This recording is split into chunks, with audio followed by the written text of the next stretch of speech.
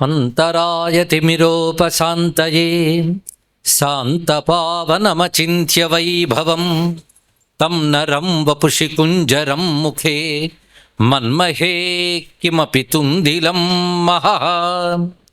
చరణం కరవాణి శర్మదం తే చరణం వాణి చరాచరోపజీవ్యం కరుణామసృణైః కటాక్షపాతైః కురు మాం అంబకృతార్థసార్థవాహం. శారదా శారదాంభోజవదనా వదనాంబుజే సర్వదా సర్వదాస్మాకం సన్నిధిః సన్నిధిం క్రియాత్. విమలపటీ కమలకుటీ పుస్తకరుద్రాక్ష శస్తహస్తపుటీ కామాక్షి పక్ష్మలాక్షి కలిత విపంచీ విభాసి వైరించి. వాగర్థావివ సంపృక్తౌ వాగర్థ ప్రతిపత్తయే జగతః పితరౌ వందే పార్వతీ పరమేశ్వరౌ. గురవే సర్వలోకానాం భిషజే భవరోగిణాం నిధయే సర్వవిద్యానాం దక్షిణామూర్తయే నమః.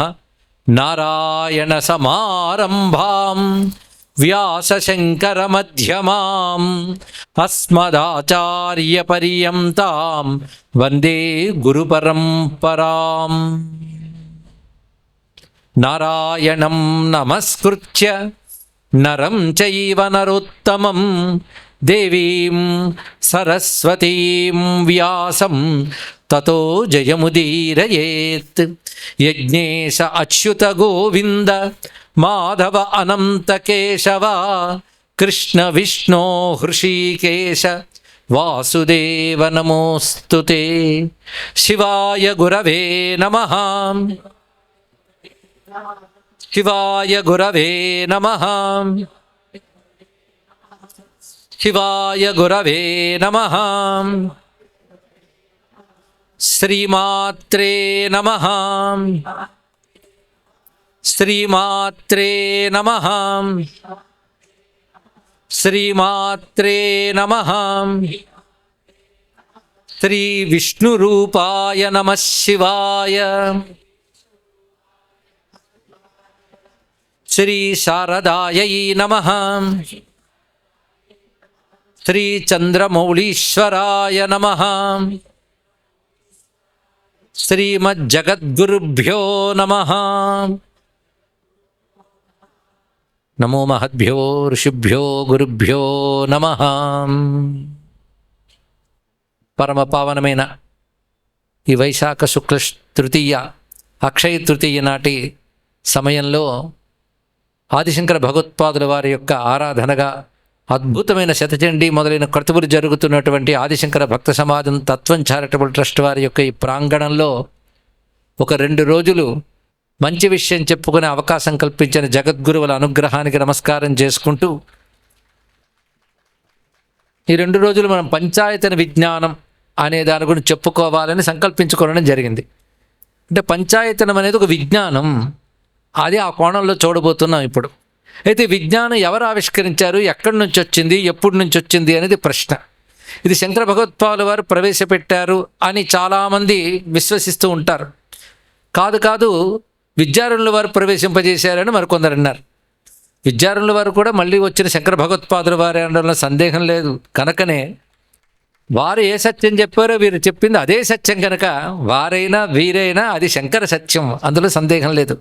కానీ శంకర భగవత్పాదుల వారు పంచాయతనం ప్రవేశపెట్టారని చెప్పడానికి శంకర విజయాది గ్రంథాల ఆధారంగా కనిపించట్లేదు మనకి. అంటే శంకరులు దీన్ని ప్రవేశపెట్టారని చెప్పడానికి లేదు, శంకరులకు పూర్వమే ఇది ఉన్నది అని తెలుసుకోవాల్సింది ఇక్కడ. ఎందుకంటే భగవత్పాదుల వారు ఉద్భవించిందే పంచాయతన ఆరాధనా పద్ధతి స్మార్త సంప్రదాయంలోనే ఆయన ఆవిర్భవించారు. అందుకే ఆయన పేరే శంకర అని చెప్పుకుంటున్నాం. వాళ్ళ నాన్నగారు శివగురువు ఎవరైతే ఉన్నారో వారందరూ ఈ స్మార్త సంప్రదాయానికి సంబంధించిన వారే. స్మార్త సంప్రదాయం కూడా అత్యంత ప్రాచీనమైనది. ఎంత ప్రాచీనం అంటే శృతి స్మృతులు ఎంత ప్రాచీనమో అంత ప్రాచీనము. స్మృతి అనే మాట ఉన్నది, స్మృతి నుంచి వచ్చిందే స్మార్తం. ఇది మనం తెలుసుకోవాల్సింది. సనాతన ధర్మంలో స్మార్తము ఒక ప్రధాన భాగంగా చెప్పబడుతూ, అలాగే శైవ, వైష్ణవ, సౌర, శాక్తేయ, గాణపత్య స్కాందములు మళ్ళీ విధిమరుగా కనబడుతున్నాయి ఇక్కడ. అవి ఈ స్మార్తము ఇవన్నీ కూడా మనకి పరమ పూజ్యములైనటువంటివే, గౌరవించదగ్గవే, అందులో సందేహం లేదు. ఎందుకంటే ఇవన్నీ శృతి ప్రమాణాన్ని స్వీకరించి వచ్చినవి, అంటే వేదము చెప్పిన దాన్ని అనుసరించి వచ్చినటువంటివి.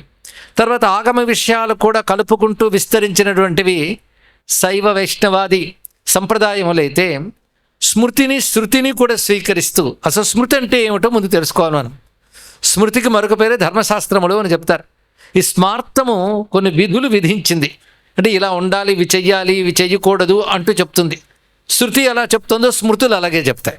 శృతి కూడా విధి నిషేధములు మనకు బోధిస్తుంది, ఇలా చెయ్యాలి, ఇది చెయ్యకూడదు అని. అందులో శృతి కూడా కర్మల్ని మనకు బోధించింది, ఈ కర్మలు చేయాలి. కర్మలు మళ్ళీ నిత్యము, నైమిత్తికము, కామ్యము ఇత్యాదులు చెప్పబడుతూ, అందులో శ్రౌత కర్మల్లో యజ్ఞయాగాది కర్తవులు కూడా విధించబడుతున్నాయి. స్మార్తంలో కూడా అవి ఉన్నాయి. అందుకే శృతి స్మృతి రెండు కలుపుకుని వెళుతున్నటువంటి సంప్రదాయానికి మనం స్మార్తము అంటున్నాం. అందుకే శ్రౌత స్మార్త సకల కర్మానుష్ఠాన యోగ్యత సిద్ధ్యర్థం అని యజ్ఞోవీత ధారణ సమయంలోనే మనం చెప్పుకుంటున్నామంటే, శ్రౌతం అంటే శృతి సంబంధమైనది, స్మార్తం అంటే స్మృతి సంబంధమైనది అని. తన స్మృతి అనే పేరు ఎందుకు వచ్చిందంటే, శృతిలో చెప్పిన దాన్ని స్మరించి చెప్పింది కనుక స్మృతి అయ్యింది. అంటే వేదంలో ఏం చెప్పారో దాన్ని గుర్తు చేస్తూ వచ్చిన గ్రంథం పేరు స్మృతి. ఇవి అనేకములు ఉన్నాయి, ధర్మశాస్త్రములు ఇత్యాదులన్నీ కూడా. ఈ శ్రౌత స్మార్త విధానములకి పరమ ప్రమాణంగా కనబడుతున్నది వేదముతో పాటు పురాణములు కూడా. అదే కొన్ని చోట్ల పురాణ వాక్యాలను ఉట్టంకిస్తున్నట్టు భాష్యాలను చెప్పిన వారు కూడా పురాణ వాక్యాన్ని స్మృతి అని కూడా చెప్పడం జరిగిందండి. అంటే పురాణం కూడా ఒక విధంగా స్మృతే. ఏది వేదములో చెప్పారో దాన్ని స్మరించి చెప్తోంది కనుక స్మృతి అని చెప్పారు. శృతి స్మృతి పురాణానాం ఆలయం అని గురువుల్ని మనం ప్రార్థించడానికి కారణం ఏంటంటే, గురువులు ఈ మూడింటిలో ఉన్న విషయములు మనకు చెప్తారు. మూడింటిలో ఏకవాక్యం, ఏక హృదయమే ఉన్నది ఇక్కడ. అందులో ప్రధానంగా నిత్య కర్మగా చెప్తున్న దాంట్లో మనకు వస్తున్నటువంటిది దేవతార్చన అనే విధానం నిత్యకర్మగా మనకు వస్తున్నది. అంటే సంధ్యావందనం ఎలాంటి నిత్యకర్మో, దేవతార్చన కూడా అలాంటి నిత్యకర్మ. ఇలాంటి నిత్యకర్మలు కొన్ని ఉన్నాయి. అవి అష్టకము అని 8 కర్మలు చెప్పారు. ముందుగా స్నానం, అది కూడా కర్మే, నీళ్లు పోసుకోవడం కాదు అది ఇక్కడ. అంటే స్నానం చేయడం కూడా ఒక కర్మగా చేయడం చెప్పారు. దానికి కావలసిన మంత్రములు, దాని పద్ధతి ఉంది. అలా చేస్తే అది స్నానం అనిపించుకుంటుంది, లేకపోతే నీళ్లు పోసుకోవడం అవుతుంది. కనుక ఆ విధంగా స్నానం చేయడంతో మొదలు పెట్టుకుని సంధ్య చెప్పి ఆ తర్వాత ఇంకా చాలా కర్మలు చెప్పారు. ఇప్పుడు అవన్నీ లుప్తమైపోతున్నట్టే కనబడుతున్నాయి. అందులో వైశ్వదేవం ఒకటి, నిత్య అగ్నిహోత్ర కర్మ ఒకటి, బ్రహ్మయజ్ఞం ఒకటి, పితృతర్పణలు ఒకటి, ఇలా చెప్పబడుతూ మొత్తం 8 చెప్పబడుతున్నాయి.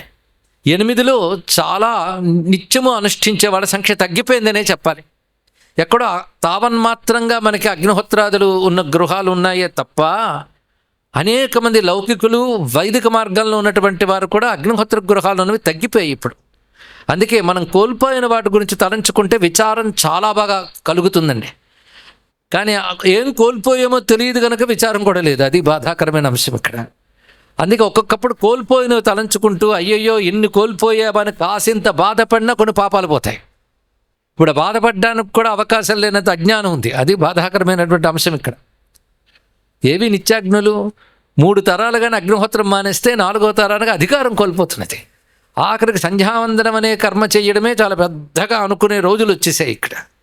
అది కూడా ఒక్కపూట చేస్తానండి అని గర్వంగా చెప్పుకుంటున్న పరిస్థితులు. కానీ సంధ్య మాత్రం 3 పూటలు వస్తున్నాయి, వీడు చెయ్యడం మాత్రం ఒక్కపూట చేస్తున్నాడు. ఇది బాధాకరం. కానీ కనీసం సంధ్యావందనం చేస్తే సంధ్యావందనం వల్ల గాయత్రి సారమాత్రేణ దుర్బ్రాహ్మణో భవేత్ అన్నారు ఇక్కడ. అందులో సంధ్యావందనం గాయత్రి చేస్తే దుర్బ్రాహ్మణుడు ఎవడు అని చెప్పారు. అంటే సద్బ్రాహ్మణుడు అవుతాడని చెప్పలేదు. దుర్బ్రాహ్మణుడు ఎవరని చెప్పారంటే బ్రాహ్మణ్యం కాపాడుకోవడానికి పనికొస్తుంది. ఎలాగూ వేదాధ్యయనాలు చేస్తున్న వాళ్ళ సంఖ్య కూడా తగ్గిపోయింది కనుక వేదాధ్యయనం లేకపోయినా కనీసం వేద మాతనైనా అనుష్ఠిస్తే పాప పరిహారం అవుతుంది కదా అని అది చేయడం ప్రధానం చెప్పుకున్నాం. దాని తర్వాత ఇప్పుడు మిగిలిన వాటిలో మనం చెప్పుకోవాల్సినవి దేవతార్చన. ఇది ప్రధానంగా ఆ కర్మాష్టకంలో దేవతార్చన కూడా చెప్పారు. దేవతార్చన ఉపాసన అవుతుందా, కర్మ అవుతుందా? ఆ మాటకొస్తూ ఉపాసన కర్మ అవుతుందా? ఇది కూడా ప్రశ్నించవలసినదే. ఉపాసన కర్మలో భాగమే, సందేహం లేదు. కానీ ఇది నిష్కామంగా చక్కగా చేయగలిగితే చిత్తశుద్ధినిచ్చి జ్ఞానానికి సహకరిస్తుంది. కర్మ కూడా జ్ఞానానికి సహకరించేదే. అంతేగాని కర్మను విడిచిపెట్టేయాలి, వేదాంత శ్రవణం చేయాలి అనే ఏ సద్గురువు చెప్పరు. అది కానీ కర్మలను నిరసించడం కానీ కర్మలను అవహేళనం చేయడం కానీ కూడదు. అందుకే వేదాంత పంచదశను అందించిన మహానుభావులు విద్యారణ్య స్వామి వారి శంకర విజయంలో కర్మ వర్జ్యమితి నో వచనీయం అని ఒక మాటను తెలియజేశారు. కర్మను విడిచిపెట్టాలని ఎప్పుడు చెప్పకూడదు అని, పైగా అనుష్ఠించమని తాను ఉపదేశ పంచకంలో ముందే తెలియజేశారు. వేదో నిత్యమధీయతాం తదుదితం కర్మస్వనుష్ఠీయతాం తేనే సస్య విధీయతాం. ఇంకా మిగిలినవన్నీ చెప్పిన 3 మాటలు చాలండి. వేదములు అధ్యయనం చేయండి, అది చెప్పిన కర్మలు ఆచరించండి, ఆ కర్మలను ఈశ్వరార్పణం చేయండి అన్నారు. ఎంత చక్కగా చెప్పారు. కనుక నిత్యకర్మలో భాగం ఇది. నైమిత్తికం అంటే మనకు తెలుసు, కొన్ని కాలములు కొన్ని క్షేత్రములు వెళ్ళినప్పుడు చేయవలసివి నైమిత్తికములు. కామ్యకర్మలు అంటారా, అది కామం లేకపోతే చేయక్కర్లేదు, అది చేయకపోతే దోషం రాదు. కానీ నిత్యకర్మ చెయ్యకపోతే దోషం వస్తుంది. కనుకనే దేవతార్చన చెయ్యకపోతే దోషం వస్తుంది. కనుక దేవతార్చన ప్రతివారు చేయవలసినదే. అయితే ఉపనయనాది సంస్కారం కలిగినటువంటి వారికి సంధ్యావందనం ఎలాగైతే నిత్య విధియో చేసి తీరవలసినదో దేవతార్చన కూడా అటువంటిదే. ఇది గమనించవలసిన అంశం. ఉపనయన సంస్కారం పొందినటువంటి వారికి ఇది తప్పనిసరిగా చేయాలి. వాళ్ళు ఆ సంస్కారము లేనటువంటి హిందువులు ఎవరైతే ఉన్నారో వాళ్ళు చేస్తే మంచిదే, వారి తారణకు కూడా పనికొస్తుంది. అయితే చేయవలసిన విధానం మాత్రం వీరికి వారికి మళ్ళీ తేడాగా ఉంటుంది. కానీ సనాతన ధర్మంలో ఉన్న అందరూ దాన్ని చేయవచ్చు, కానీ ఉపనయన సంస్కారం కలిగిన వారు చేయవలసిన పద్ధతి వేరు, తత్సంస్కారములు చేయలేని వారు చేయవలసిన పద్ధతి వేరు, అంతే. కానీ ప్రతి వారికి దేవతను ఆరాధించడం చాలా ప్రధానమైనది. ఇది దేవతార్చన అనే విధానంలో మనకు వస్తున్నటువంటిది పంచాయతనం. కనుక పంచాయతనం దేవతార్చనలో భాగం. సాధారణంగా అందరికీ పంచాయతనం గురించి ఒక అవగాహన కలిగి ఉంటుంది. 5 దేవతలను ఆరాధించడమే పంచాయతనం. 5 దేవతలు ఎవరు అంటే శివ, విష్ణు, శక్తి, సూర్య, గణపతి. ఈ 5 ఆరాధించడం అనేటువంటిది పంచాయతన విధానం. ఇది అప్పటి నుంచి ఎక్కడి నుంచి మొదలైంది అంటే శృతి స్మృతి అన్నాం గనక శృతిని అనుసరించి వచ్చే స్మృతి ఎప్పుడూ నిర్దేశించింది ఈ కర్మాష్టకాన్ని. అందుకని ఈ కర్మల్ని తర్వాత వచ్చిన ఆచార్యులు ప్రవేశపెట్టారనడానికి లేదు. ఈ కర్మల్ని ముందు నుంచే విధించింది స్మృతి. దాన్ని అనుసరించి పెడుతున్నటువంటి వారు స్మార్త అనే శబ్దంతో చెప్పబడుతున్నారు. ఇక శైవ వైష్ణవాదులు ఏవైతే ఉన్నాయో అవి ఆగమాల నుంచి వచ్చినటువంటివి. అయితే ఈ ఆగమములు కూడా శృతి సమ్మతములే, అందులో సందేహం లేదు. కనుక అవన్నీ కలుపుకునే మన సనాతన ధర్మాన్ని చెప్పాలి తప్ప ఇది వేరు అది వేరని మాత్రం కాదు. ఆగమాల ఆధారంగా చేసుకున్నప్పుడు శైవం ఏం చెప్తుందంటే శివుణ్ణి మాత్రమే ఆరాధించాలి, తత్పరివారములు కొన్ని ఆరాధిస్తాం కానీ ప్రధానం శివుడే, ఇంకోటి కలపడానికి వీలు లేదు అన్నట్టుగా శైవం చెప్తుంది. అదే మాట వైష్ణవు చెప్తున్నది. అవి మంచివా అంటే మంచివే, ఆ సంప్రదాయం ప్రకారం సరిపోతాయి. వారు కేవలం విష్ణువు సాలగ్రామం ఆరాధిస్తారు వైష్ణవులు, కేవలం శివ సంబంధమైన లింగములు ఆరాధిస్తారు శైవులు. ఇది అది కూడా ధర్మమే. అలాగే శాక్తేయంలో మనకు చెప్పబడినప్పుడు అనేక విద్యలు ఉన్నాయి. శాక్తేయంలో మళ్ళీ ఉపాసనా విద్యల్లో వాళ్ళ సంప్రదాయం ఏ ప్రకారంగా స్వీకరించారు దానికి, ఎందుకంటే ఇవి ఆగమము మంత్రశాస్త్రం అన్నాం గనక ఇవి వాటిని ప్రధానంగా స్వీకరిస్తాయి. అలాగని శృతిని కాదనవవి. వేదములో భాగములు తీసుకుంటూనే ఆగమాల నుంచి వస్తాయి కనుక ఆగమ మతములు అని వాటికి పేరు పెట్టాలి. కనుక శ్రౌత స్మార్త కలిపి ఒకటిగా తీసుకుంటే మిగిలిన ఆగమ మతములు అయ్యాయి. ఈ ఆగమాలు కూడా శృతి విరుద్ధం కాకుండా ఎలా స్వీకరించాలో స్మార్థం చక్కగా తీసుకుని అందులో ఉన్న మంచి మంచి పద్ధతులు స్వీకరించింది. అందుకే వాటిని మనం గౌరవిస్తున్నాం. అదేవిధంగా ఆగమ మతములు మాత్రం విష్ణు అంటే తదేకంగా విష్ణువుని ఆరాధించడం, దానికి పాంచరాత్ర వైఖానసాదులు ఆధారమైతే శైవానికి కారణ కామికాది ఆగమాలు వాటికి ప్రధానం. అలాగే శాక్తేయంలో 64 తంత్రములు ఉన్నాయి. ఈ 64 తంత్రములతో ఆరాధించే విధానం దానికి ఉన్నది. ఇక సౌరం అంటారా, దానికి మంత్రశాస్త్రం విధానం ఉన్నాయి. ఇక గాణపత్యం ప్రత్యేక తంత్రం అని చెప్పకపోయినా మంత్రశాస్త్రం దానికి ఉన్నది. గణపతి సంబంధమైన మంత్రశాస్త్రములు ఉన్నాయి. ఇలా 5 చెప్తున్నాం. ఇంకా 6వ వాడి గురించి రేపు పూర్తయ్యే లోపల చూద్దాం. ఈ 5 ప్రధానంగా మనం గమనించుకోవాల్సిన అంశములు. అయితే అటు వేదమును పూర్తిగా అర్థం చేసుకుని ఉపాసన లేదా కర్మ సంప్రదాయంలో పరమాత్మను అర్చించాలంటే ఏ పద్ధతి పెట్టాలి అనే మహర్షులే ఆలోచన చేసి ఏర్పాటు చేసినదే పంచాయతనం. ఇది ముందు తెలుసుకోవాల్సింది. మొత్తం వేదం పరిశీలించిన తర్వాత పరమేశ్వరుని ఉపాసించాలి. ఎవరిని? పరమేశ్వరుని. పరమేశ్వరుడు అంటే మళ్ళీ శివుడు విష్ణువు అని విభేదం కాదు. శివుడైనా విష్ణువైనా శక్తి అయినా పరమేశ్వరుణ్ణి మనం ఆరాధిస్తున్నాం కనుక ఆరాధన ఎవరిని? ఈశ్వరుణ్ణి ఆరాధించాలి, ఇందులో సందేహం లేదు. ఈశ్వరుడు ఎవరు అంటే సగుణ బ్రహ్మముని ఈశ్వరుడు అంటారు. ఈశ్వర శబ్దం పరమేశ్వర శబ్దం సగుణ బ్రహ్మ వద్దకు వస్తుంది. నిర్గుణ బ్రహ్మమని మనం సంబోధించేది పరమాత్మ పరబ్రహ్మ. కనుక పరమాత్మ పరబ్రహ్మ అనేది నిర్గుణ బ్రహ్మం. సగుణ బ్రహ్మము పరమేశ్వర శబ్దం ద్వారా చెప్పబడుతుంది. సర్వశాసకుడైనటువంటి పరమాత్మ సగుణ బ్రహ్మం అవుతాడు. సర్వశాసకుడు అంటే ఇక్కడ కొంచెం ఆలోచించండి. సర్వమును శాసించేవాడు. సర్వము అంటే సృష్టి. సృష్టి సర్వమును శాసించేవాడు అంటే రెండు ఉన్నాయి. సృష్టి ఉంది, ఆయన ఉంది. కనుక సృష్టి సర్వమును శాసించేవాడు అని అంటున్నవాడు ఎందులో ఉన్నాడు? సృష్టిలో ఉన్నాడు. కనుక వీడు ఎలాగో సృష్టిలో భాగం గనక సర్వమును అంటే ఇదం సర్వం, ఇది కనబడుతున్న ఈ సృష్టిని అంతటినీ శాసించి నడిపించేటటువంటి ఏ పరమాత్మ ఉన్నాడు ఆయన పరమేశ్వరుడు అని చెప్పబడుతున్నాడు. కానీ ఈశ్వర శబ్దం అక్కడ వచ్చింది. కానీ సృష్టిని ఈశ్వరుని ఇద్దరిని తీసుకున్నాం. ఉపాసన స్థాయిలో రెండూ చూస్తున్నాం. కానీ నిజానికి బ్రహ్మము వీటికి అతీతమైనటువంటిది. సృష్టి ఆయన మాయాశక్తి చేత ఆయనందు ఆభాసగా వివర్తముగా కనబడుతోందే తప్ప నిజానికి జగత్ అనేది లేదు. అది నిర్గుణ బ్రహ్మ విషయానికి వచ్చేటప్పటికల్లా బ్రహ్మం ఒక్కటే. అప్పుడు మళ్ళీ ఈశ్వరుడు సృష్టి అనేది లేదు. కనుక ఉపాసన ఎక్కడొస్తున్నది? ఈశ్వర భావంలో వస్తున్నది. కనుక ఎవడైతే ఈశ్వరుడో, ఎవడు సృష్టి స్థితిలయ కారకుడో, ఎవడు తాను ఏర్పరిచిన విశ్వమనందు తాను సర్వవ్యాపకుడై విశ్వమునకు అభిన్నుడుగా ఉన్నాడో వాడిని మనం ఈశ్వరుడు అంటున్నాం. ఈ ఈశ్వరుణ్ణి ప్రతివాడు ఆరాధించవలసినదే. ఎందుకంటే ఈశావాస్యమిదం సర్వం యత్కించిత్ జగత్యాం జగత్తు ఉపనిషత్తే చెప్తున్నది. యత్కించిత్ జగత్యాం, కనబడుతున్న ఈ జగత్తు యందు ఏదైతే ఉన్నదో దాని యందంతటా వ్యాపించినవాడు ఈశ్వరుడు. కనుక జగత్తులో ఉన్న మనం సర్వజగత్ వ్యాపకుడైనటువంటి ఈశ్వరుని ఉపాసించి తీరాలి. అది సందేహం లేకుండా మనం నిశ్చయించుకోవాల్సింది. ఇది కర్మగా మనకి ఆ ఈశ్వరుని ఆరాధించవలసినటువంటి బాధ్యత ఉంది, విధి ఉంది. అది తెలుసుకోవాల్సింది. లేకపోతే జీవుడు తరించడు. జీవుడు తరించాలంటే ఈశ్వరుని ఆశ్రయించవలసినదే. అందుకో సందేహం లేదు. కానీ ఈశ్వరోపాసన అనేది ప్రతివారు చేయవలసినది. ఇందులో ప్రత్యేకించి ఏదో ఒక మంత్రం తీసుకుని దాని యంత్రం తీసుకుని దాని విధానం ఇవన్నీ చేసినట్లయితే ఉపాసన అనే పద్ధతి కూడా ఏర్పడుతున్నది. ఆ ఉపాసనలో ఎవరిని ఆరాధిస్తున్నారో వాళ్ళనే మన ఈశ్వర ఆరాధనలో పంచాయతీలలో వారిని ఆరాధిస్తున్నాం. ఇది మనకు సంపూర్ణంగా ఈశ్వర ఆరాధన చేయడం ప్రతి జీవుడు కర్తవ్యం అని ఇప్పుడు నిర్ణయించుకున్నాక ఈశ్వరుని ఎలా ఆరాధన చేయాలో ప్రశ్న వస్తుంది. ఈశ్వరుణ్ణి విష్ణువుగా ఆరాధన చేయాలా, శివునిగా ఆరాధన చేయాలా, శక్తిగా ఆరాధన చేయాలా? ఇప్పుడు ఈ మార్గములన్నీ మళ్ళీ వేదం చెప్పింది. వేదములోనే ఈశ్వరుని శివతత్వముగా వ్యాఖ్యానించింది వేదమే. దానికి అనేక ప్రమాణాలు వేదం నుంచే మనం తీసుకోవచ్చు. ఏకో రుద్రహన ద్వితీయాయతస్తు ఇత్యాది మంత్రముల ప్రకారం ఈశ్వరుడు అంటే శివుడు రుద్రుడు అనేది అనేక చోట్ల వేదమే ప్రతిపాదన చేసింది. అందుకే శివుని అనగా రుద్రుని ఆరాధించేటటువంటిది ఏదైతే ఉన్నదో అది ఈశ్వరోపాసన అవుతున్నది. కాదయ్య విష్ణువు అంటే అందులో సందేహం లేదు. మొదట ఋగ్వేదం మొదలుగా అన్ని వేదముల యందు విష్ణువుని ఈశ్వరునిగా వర్ణించిన సందర్భాలు ఉన్నాయి కనుక విష్ణువును మనం ఈశ్వరునిగా ఉపాసించవచ్చు. కనుక ఒకే ఈశ్వరుని శివునిగా ఆరాధించవచ్చు, విష్ణువుగా ఆరాధించవచ్చు. పైగా ఈశ్వరుడు ఎందువల్ల అయ్యాడు? సర్వజగతిని శాసించడం వల్ల కదా. శాసించడం అంటే శక్తి చేతనే కదా.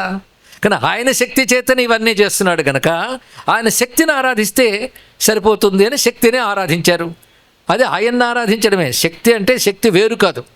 మనం సూర్యకాంతిని ఉపాసించామంటే సూర్యుడిని ఉపాసించినట్లే, ఈశ్వరుని శక్తిని ఉపాసిస్తున్నామంటే శక్తిని ఉపాసించినట్లే. అది ఈశ్వర పుంలింగం కాదు, స్త్రీలింగం కాదు, శబ్దానికి ఏది వాడినప్పటికీ కూడా. అందుకు ఈశ్వరి అంటే పరమేశ్వరి అనే మాట మనం అంటున్నాం కదా, పరబ్రహ్మ స్వరూపిణి అంటున్నాం అక్కడ. అంటే శక్తిగా ఉపాసించడం కూడా కనబడుతుంది. అలాగే గణపతికి అదేవిధంగా ఈశ్వర స్వరూపంగా ఉపాసించడం అనేది. ఇలా వేదం మొత్తం పరిశీలించాక ఈశ్వరుడుకు ఉపాసించదగ్గ స్వరూపాలని 5 వేదం నుంచి తీసుకోవాలి. 5 ఇప్పుడు ఇందాక చెప్పుకున్న వాళ్ళే 5. అంటే 5 కూడా ఈశ్వరుడుకు ఉపాసించదగ్గ వాళ్ళే, ఇందులో సందేహం లేదు. ఎలాగైతే మనకి శివ విష్ణు శక్తి చెప్పుకున్నామో గణపతిని అదే విధంగా ఈయనే పరమేశ్వరుని ఉపాసించే వాళ్ళు ఉన్నారు. వాళ్ళకు మరొక పేరు ఉంది, గాణపత్యులు అని. అదేవిధంగా సూర్యుడిని ప్రధానంగా ఉపాసిస్తే సౌరులు అయ్యారు. కానీ ఈ 5 వేదముల్లోనే చెప్పబడ్డాయి. పరమేశ్వరుణ్ణి 5 నామములతోనూ 5 విధాలైన పద్ధతులతోనూ ఉపాసించిన అక్కడే కనబడుతుంది.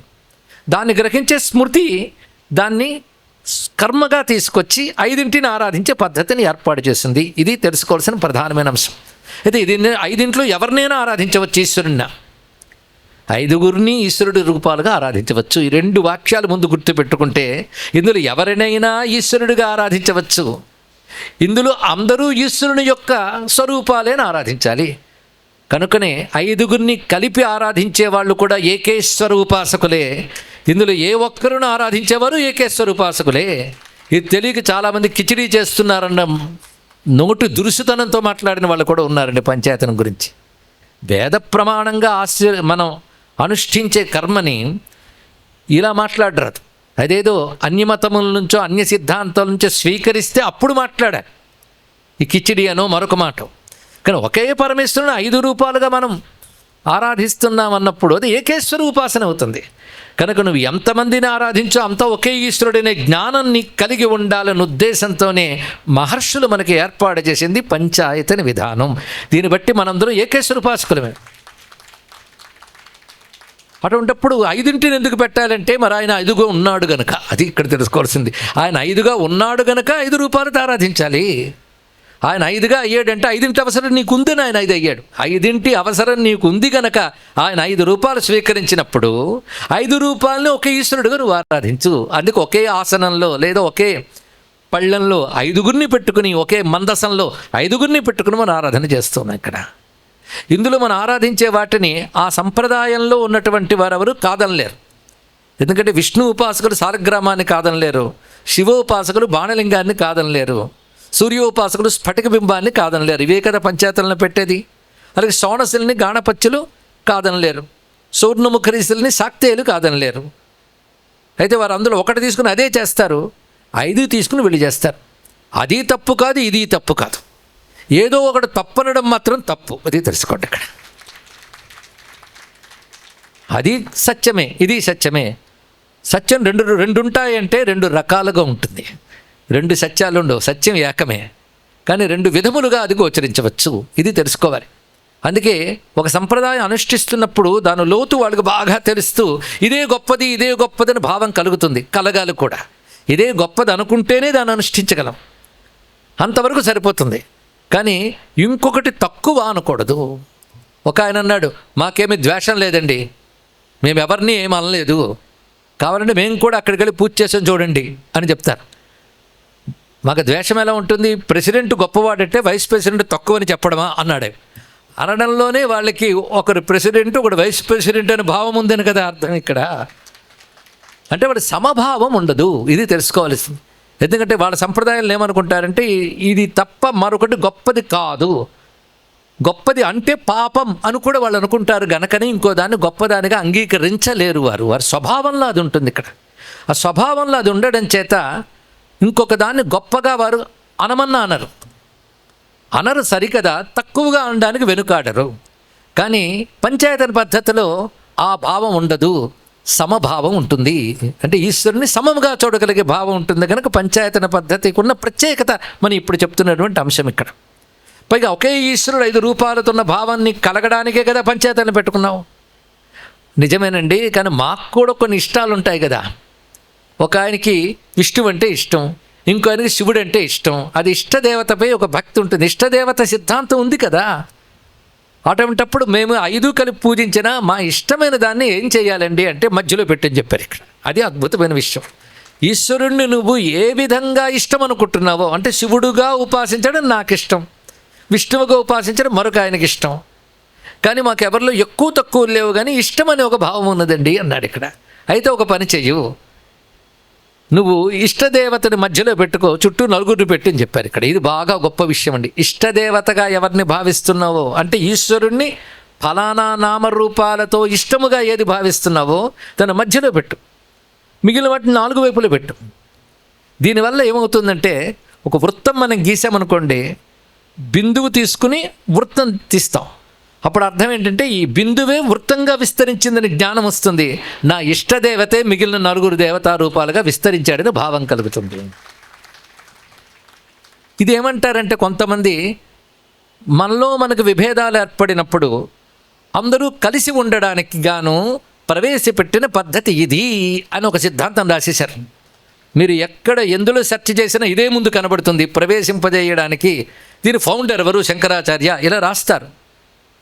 కానీ పురాణములు ఇతర గ్రంథములు పరిశీలిస్తే శంకరాచార్యులతో ఇది ప్రారంభించలేదు. తత్పూర్వమే ఉన్నటువంటి సనాతనమైనటువంటి అవిచ్ఛిన్నముగా వస్తున్న సత్సంప్రదాయం. ఈ విషయం బాగా గుర్తుపెట్టుకోవాలి. మరొక్కటి, శంకరులు కొత్తదేది స్థాపించలేదు, కనుకే జగద్గురువులు అయ్యారు. ఇది తెలుసుకోవాల్సింది. ఎందుకంటే ఆయన ఏది మాట్లాడినా ఇతి శృతి అనే మాట వాడుతూనే ఉంటారు. అంటే శృతి ప్రమాణం లేని వాక్యం అని చెప్పరు. అంటే శంకరులకు పూర్వమైన శృతిని ఆధారం చేసుకుని ఆయన చెప్పారు గనక, ఎవరు వేదమును అనుసరించి మాట్లాడతారో వారే జగద్గురువులు అవుతారు గనక, జగద్గురువులు కేవలం వేద ప్రామాణ్యాన్ని ప్రతిష్ఠ చేశారే తప్ప కొత్తదేది తీసుకురాలేదు. కనుక పంచాయతనం అనేది శంకరులు కొత్తగా క్రియేట్ చేసినదో మరొకటి కాదు. ఇది గమనించకుండా పోనీ తర్వాత వచ్చిన విద్యారణ్యుల వారు మొదలైనటువంటి వారు అప్పుడున్న పరిస్థితుల్లో అందరూ కొట్టుకుంటున్నారు కనుక తీసుకొచ్చారు అన్నారు ఇక్కడ. అది కూడా ఇప్పుడే తెలిపోయింది, అది ప్రమాణము కాదు అని ఇక్కడ. అయినప్పటికీ కొట్టుకునే పరిస్థితి వచ్చినప్పుడు కాపాడగలిగేది పంచాయతనమని వారికి తెలియకుండానే వాళ్ళు ఒప్పుకుంటున్నారు. అవనే పరిశీలించాలి. కనుక సనాతన ధర్మాన్ని మొత్తాన్ని కలిపి ఉంచగలిగే శక్తి పంచాయతన విధానంలో ఉంది. అలా అని చెప్పి ఆయా ఆగమాలను అనుసరించేవారు ఇప్పుడు హఠాత్తుగా మారిపోయి వీటట్టి తెచ్చుకోమని చెప్పడం కాదు.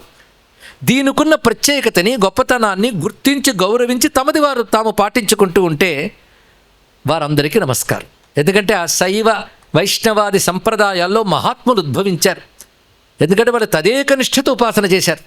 అది మంచిదే. కొందరికి తత్వం ఉంటుంది, దాని మీదే దృష్టి పెడతారు, అది చాలా మంచిది, అలా ఆరాధించుకోవచ్చు. ఆ సమయంలో కూడా ఇది ఇంకొక దాన్ని కానీ అవహేళన చేసినా, కించపరిచినా, మాకు ద్వేషం లేదు అంటే కించపరచడం కూడా కూడదు. అలాంటివి కానీ చేసినట్లయితే వారికి ఆ దైవాన్ని ఉపాసించిన పుణ్యం మాట అటుంచి ఆ దైవాన్నే మరొక రూపంతో తృణీకరించిన పాపం వస్తుంది. ఇది తెలుసుకోవాల్సింది. ఈ మాట ఎక్కడి నుంచి వచ్చిందంటే, వారు వీరు అందరూ గౌరవించే పురాణాలు ఈ మాటని అడుగడుగున ఘోషిస్తున్నాయి. దానికి తత్పూర్వం వేదమే ఘోషించింది. వేదంలో ఎన్ని చోట్ల ఏకత్వాన్ని చెప్పలేదండి? నమో భగవతే రుద్రాయ విష్ణవే మృత్యుర్మే పాహి వేదంలోనే కనబడుతుంది. ఇది మనం గమనించుకుంటూ ప్రతివారు వారి సంప్రదాయాన్ని పరిపుష్టి చేసుకుంటూ అందరూ కలిసి సనాతన ధర్మాన్ని పరిపుష్టి చేయాలి. ఇది సిద్ధాంతం. ఈ పంచాయతీలను ఔచిత్యాలు కూడా మనం పరిశీలించే పరిచేద్దాం. ఎక్కడి నుంచి ఎప్పటి నుంచి వచ్చింది అని చెప్పాలి అంటే, పంచాయతన విధానం గురించి ఇలా చెయ్యాలి అని బాగా ప్రస్తావన చేసిన మహానుభావులు శంకరులకు పూర్వమైనటువంటి బోధాయనులు. ఇది గమనించవలసినది. బోధాయన మహర్షి చాలామందికి తెలిసి ఉంటుంది.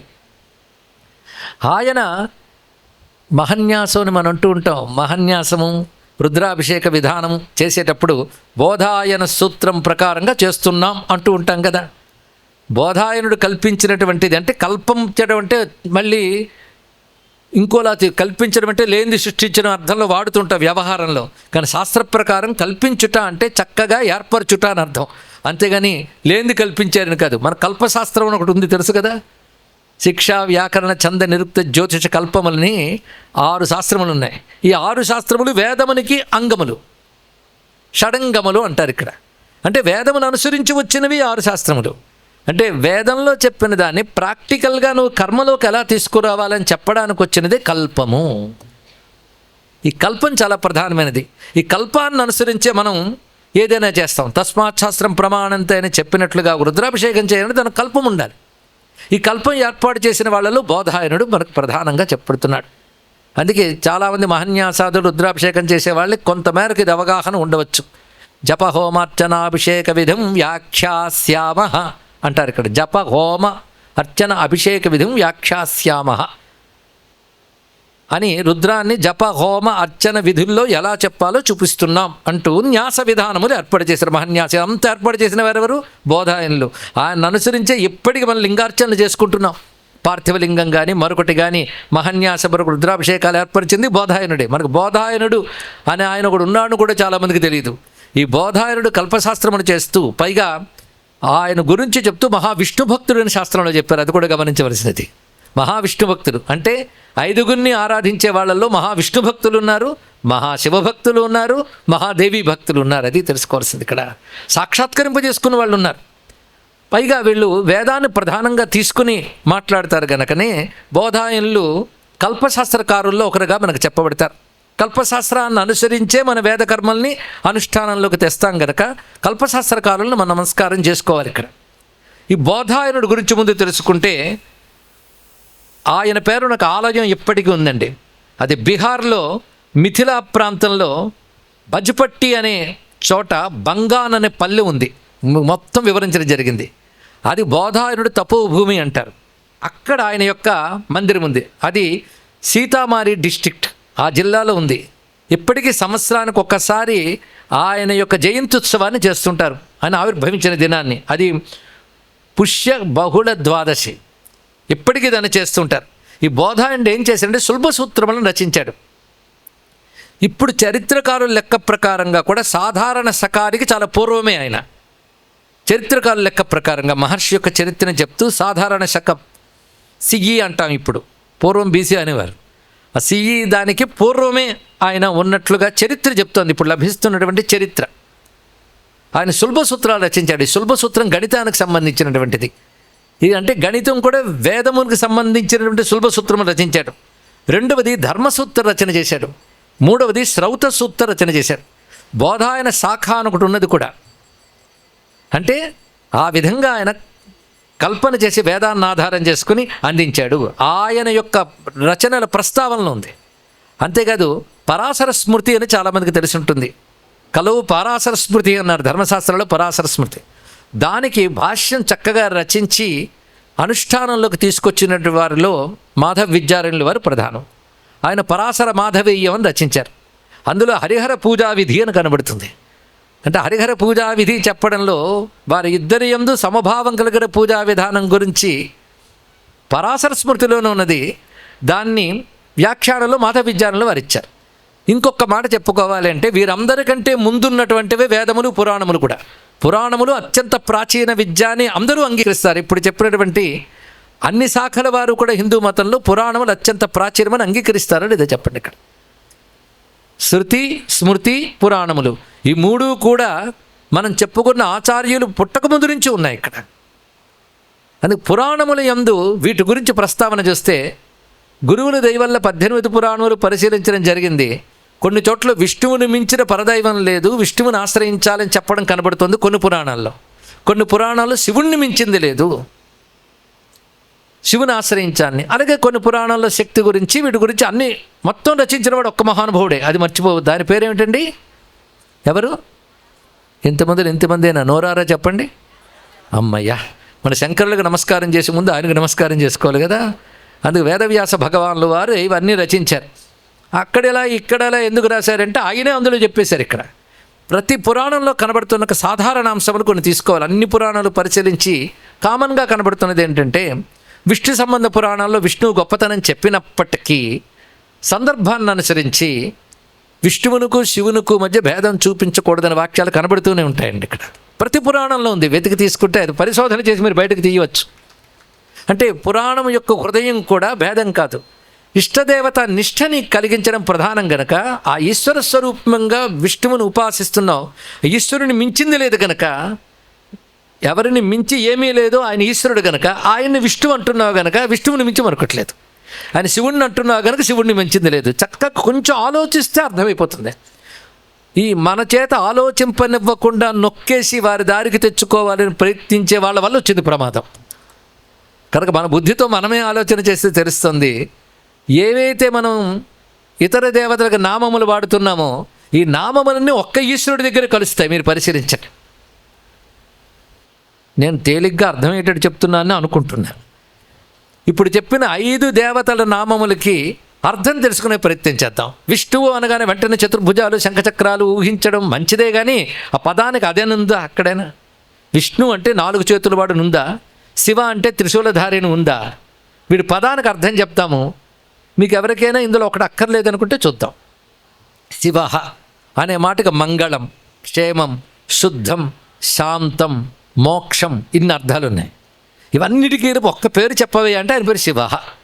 ఇది ఎవరికి అక్కర్లేదు. ఇందులో చెప్పారు మంగళం కానీ, క్షేమం కానీ, శాంతి కానీ, శుద్ధం కానీ, మోక్షం కానీ అన్నీ కావాలనిపిస్తుందా లేదా?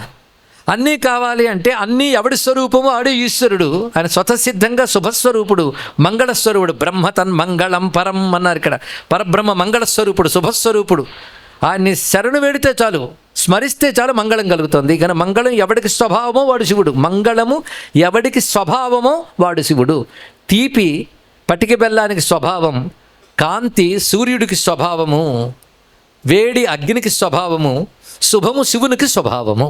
కానీ స్వభావత ఎవడు శివుడు వాడు శివుడు. అయిపోయింది కదా. అయితే విష్ణువు శివుడు కాదా? ఆయన శుభస్వరూపుడు కాదా?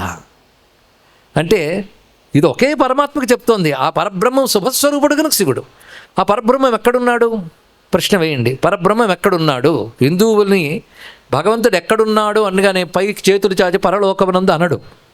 హిందువు ఎవడైనా తడుముకోకుండా భగవంతుడు ఎవడు అంటే అలవాటైపోయినటువంటి సత్యంతో సర్వత్రా ఉన్నాడంటారు. అవునా లేదంటే భగవంతుడు లేని చోటు లేదు. వాడు ఉపనిషత్తులు చదవకపోయినా ఈశావాస్యం ఇదం సర్వం, సర్వత్రా ఉన్నాడు. సర్వత్రా ఉన్నాడంటే వ్యాపించిపోతే కదా ఉంటాడు. కనుక ఎవడైతే శివుడో పరమాత్మ శుభస్వరూపుడో ఆయన అంతటా వ్యాపించున్నాడు. అంతటా వ్యాపించిన వాడు అనడాన్ని సంస్కృతంలో విష్ణు అంటారు. ఇప్పుడు శివుడు విష్ణు ఒకరిని చెప్తుందా లేదా చెప్పండి. ఆయన ఈ జగత్తంతా వ్యాపించి నడిపిస్తున్నాడంటే ఆయన ఇచ్ఛతో, ఆయన యొక్క జ్ఞానంతో, ఆయన యొక్క క్రియతో నడిపిస్తున్నాడు జగత్తుని. కానీ ఇచ్ఛా జ్ఞాన క్రియ ఈ మూడు ఎవరి శక్తి? ఆయన ఒక శక్తి. మూడు విధాలుగా ఉన్న ఒకే శక్తి ఆయనది. కనుక ఆయన శక్తి అంత గొప్పదండి. అంటే శక్తి ఎవరిది? ఆయనదే, ఆయనయే. శక్తి ఆయనయే. దీపమునకు శక్తి కాంతి, అగ్నికి శక్తి వేడి. అటువంటిప్పుడు ఆయన శక్తి ఎలాగైతే దీపానికి కాంతికి భేదం లేదు, ఆయనకి శక్తికి భేదం లేదు. కానీ శక్తిని ఉపాసిస్తున్నది పరబ్రహ్మమనే మనం ఇది తెలుసుకోవాల్సింది. కనుక శక్తి కూడా ఆయనదే కదా. అంటే మూడు ఎవరిని చెప్తున్నా? ఒక్కడిని చెప్తున్నా ఎలా చెప్పండి. పైగా అందరినీ ప్రేరేపించేవాడు, సర్వబుద్ధుల్ని ప్రేరేపించేవాడు, వారి కర్మలను అనుసరించి వారి బుద్ధిని ప్రేరేపించేవాడు భగవంతుడు. ఇది తెలుసుకోండి. మన బుద్ధిని అందరినీ ప్రేరేపించేది భగవంతుడు. ఇష్టానుసారం ప్రేరేపించాడు, మన కర్మలను అనుసరించి ప్రేరేపిస్తాడు. ప్రేరేపించువాడు అనడానికి సంస్కృతంలో ఏమంటారో తెలుసా? షూన్ ప్రేరణే అనే ధాతువు నుంచి వచ్చిన శబ్దం సూర్య. కనుక సూర్యుడు ఎవరు? అందరినీ ప్రేరేపించే పరమాత్మ కదా. ఇప్పుడు చూడండి, అన్ని పేర్లు ఒకటి దగ్గరికి వెళుతున్నాయా లేదా గమనించండి. ఇక్కడ అందరినీ ప్రేరేపించేవాడు ఆయన కనుక సూర్య. ఆయన ఖండం కాడు. ఖండం ఏంటంటే రెండైపోయాడు, ముక్కలైపోయాడు, ఈ లిమిటేషన్ వచ్చేసిందని. ఆయన అఖండుడు.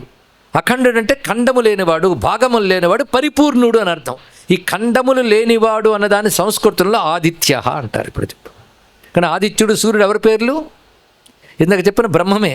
కనుక శివ, విష్ణు, శక్తి, ఆదిత్య 4 అయిపోయాం. ఇప్పుడు ఆయన ఎక్కడున్నాడంటే ఇందుకు మీరేం చెప్పారు? ఏం చెప్పారు? అంతటా ఉన్నాడు. అంతటా అందరిలో ఉన్నాడని చెప్పుకోవాలి. అందరూ అనగానే బహువచనం వచ్చిందా లేదా? అందరిలో ఉన్నాడు అంటే ఏకవచనం వచ్చింది. కొంచెం ఆలోచించండి అమ్మా, ఎంత మజాగా ఉంటుందో. అర్థం కాదని పక్కకు తోసేయడం కాదు, ఆలోచిస్తూ అద్భుతంగా ఉంటుంది. అందుకు మజా అనే శబ్దం వాడాను. అందరిలో ఉన్నాడు. అందరిలో అన్నప్పుడు ప్లూరల్ బహువచనం, ఉన్నాడు అన్నప్పుడు ఏకవచనం. అందరూ అంటే గుంపు వస్తేనే కదా అందరూ. అందరూ గుంపు. ఇక్కడ అందరూ ఏ గణము? అందరూ గుంపు ఎవరున్నారండి? ఇక్కడ మనుష్యులు అనేవాళ్ళు ఉన్నారు. కానీ ఏ గణం ఇది? మనుష్య గణం అని నేను చెప్పేస్తే టైం లేదు కనుక అంతటి దాపేస్తాం. కానీ ఇందులో నేను మరికొన్ని గణాలు తీస్తా. స్త్రీ గణం, పురుష గణం, మళ్ళీ సరిగ్గా వినే గణం, వినని గణం, రెండో విభాగం, అర్థమైన గణం, అర్థం కాని గణం. ఎన్ని వచ్చాయి? కనుక ఎన్ని గణాలు వచ్చాయి చెప్పండి. ముందు ఒక గణం అనుకుని మనుష్య గణం తృప్తి పడిపోయాం. డివిజన్ చేస్తే ఎన్ని వచ్చాయి పరిశీలించండి. సరే, ఆఖరికి మనం ఒక్కళ్ళని తీసుకుందాం. నేను ఒక్కడనే గణం లేదన్నాడు. నీలో గణాలు చెప్తా. ఇంద్రియ గణం. ఎన్నో ఇంద్రియాలు కలిసి ఉన్నాయా లేదా? కన్ను, ముక్కు, చెవి కలిసి ఇంద్రియ గణం. అక్కడ మళ్ళీ గుంపు వచ్చింది. ఆలోచనల గణం, ప్రాణముల గణం. చూస్తుంటే అన్ని గణములు గణములు గణములే. ఇలా జగత్తంతా గణములే. బయట ప్రపంచంలో వృక్షగణం, గ్రహగణం, నక్షత్రగణం, అన్ని గణములే. ఒప్పుకుంటారా లేదా? ఇన్ని గణములు ఉంటూ ఉంటే బహుత్వం ఉంది, బహువచనం ఉందా లేదా? కానీ బహువచనం గణం అయినా అందరిలో శాసించే ఈశ్వరుడు ఒక్కడే అందరిలో ఉంటూ, అవునా లేదా? అవిభక్తం విభక్తేషు తజ్ఞానం విద్ధి సాత్వికం. వీరందరిలో ఏకో దేవ సర్వభూతేషు గూఢ. ఉపనిషత్తు చెప్తోంది ఒకడే అందరిలో రహస్యంగా ఉన్నాడు. అందరిలో అంటే గణమునందు ఉన్నాడు. ఎలా ఉన్నాడు? ఊరికన మట్టి ముద్దలో లేడు, పాలించి శాసిస్తూ ఉన్నాడు. వాడు అందరిలో ఉంటూ నడుపుతూ. కనుక ఎలా ఉన్నాడు? పతిగా ఉన్నాడు. గణముల్లో పతిగా ఉంటూ గణములకి పతిగా ఉంటూ ఉన్నాడు కనుక ఏమన్నారు? గణపతి. ఇప్పుడు మాట అనగానే ఏమొచ్చింది? గణపతి. ఇప్పుడు 5 ఒక్కడి పేరు అయిపోయింది లేదా? కనుకన శివ అన్న, విష్ణు అన్న, శక్తి అన్న, సూర్య అన్న, గణపతి అన్న అంతా ఒకే పరమాత్మ యొక్క స్వరూపమే. కనుక 5గురిని మనం ఈ పేర్లతో పిలుస్తున్నామంటే అదే. పేర్లన్నీ ఒకడివైనప్పుడు రూపాలు మాత్రం ఒకటివి కావా? ఇన్ని నామాలు స్వీకరించగలిగేవాడు అన్ని రూపాలు స్వీకరించలేడా? నామాని కృత్వా అభివదన్ యదాస్తే అంటున్నాం ఇక్కడ. కానీ నామములు రూపములు ఒకటే స్వీకరించాడు.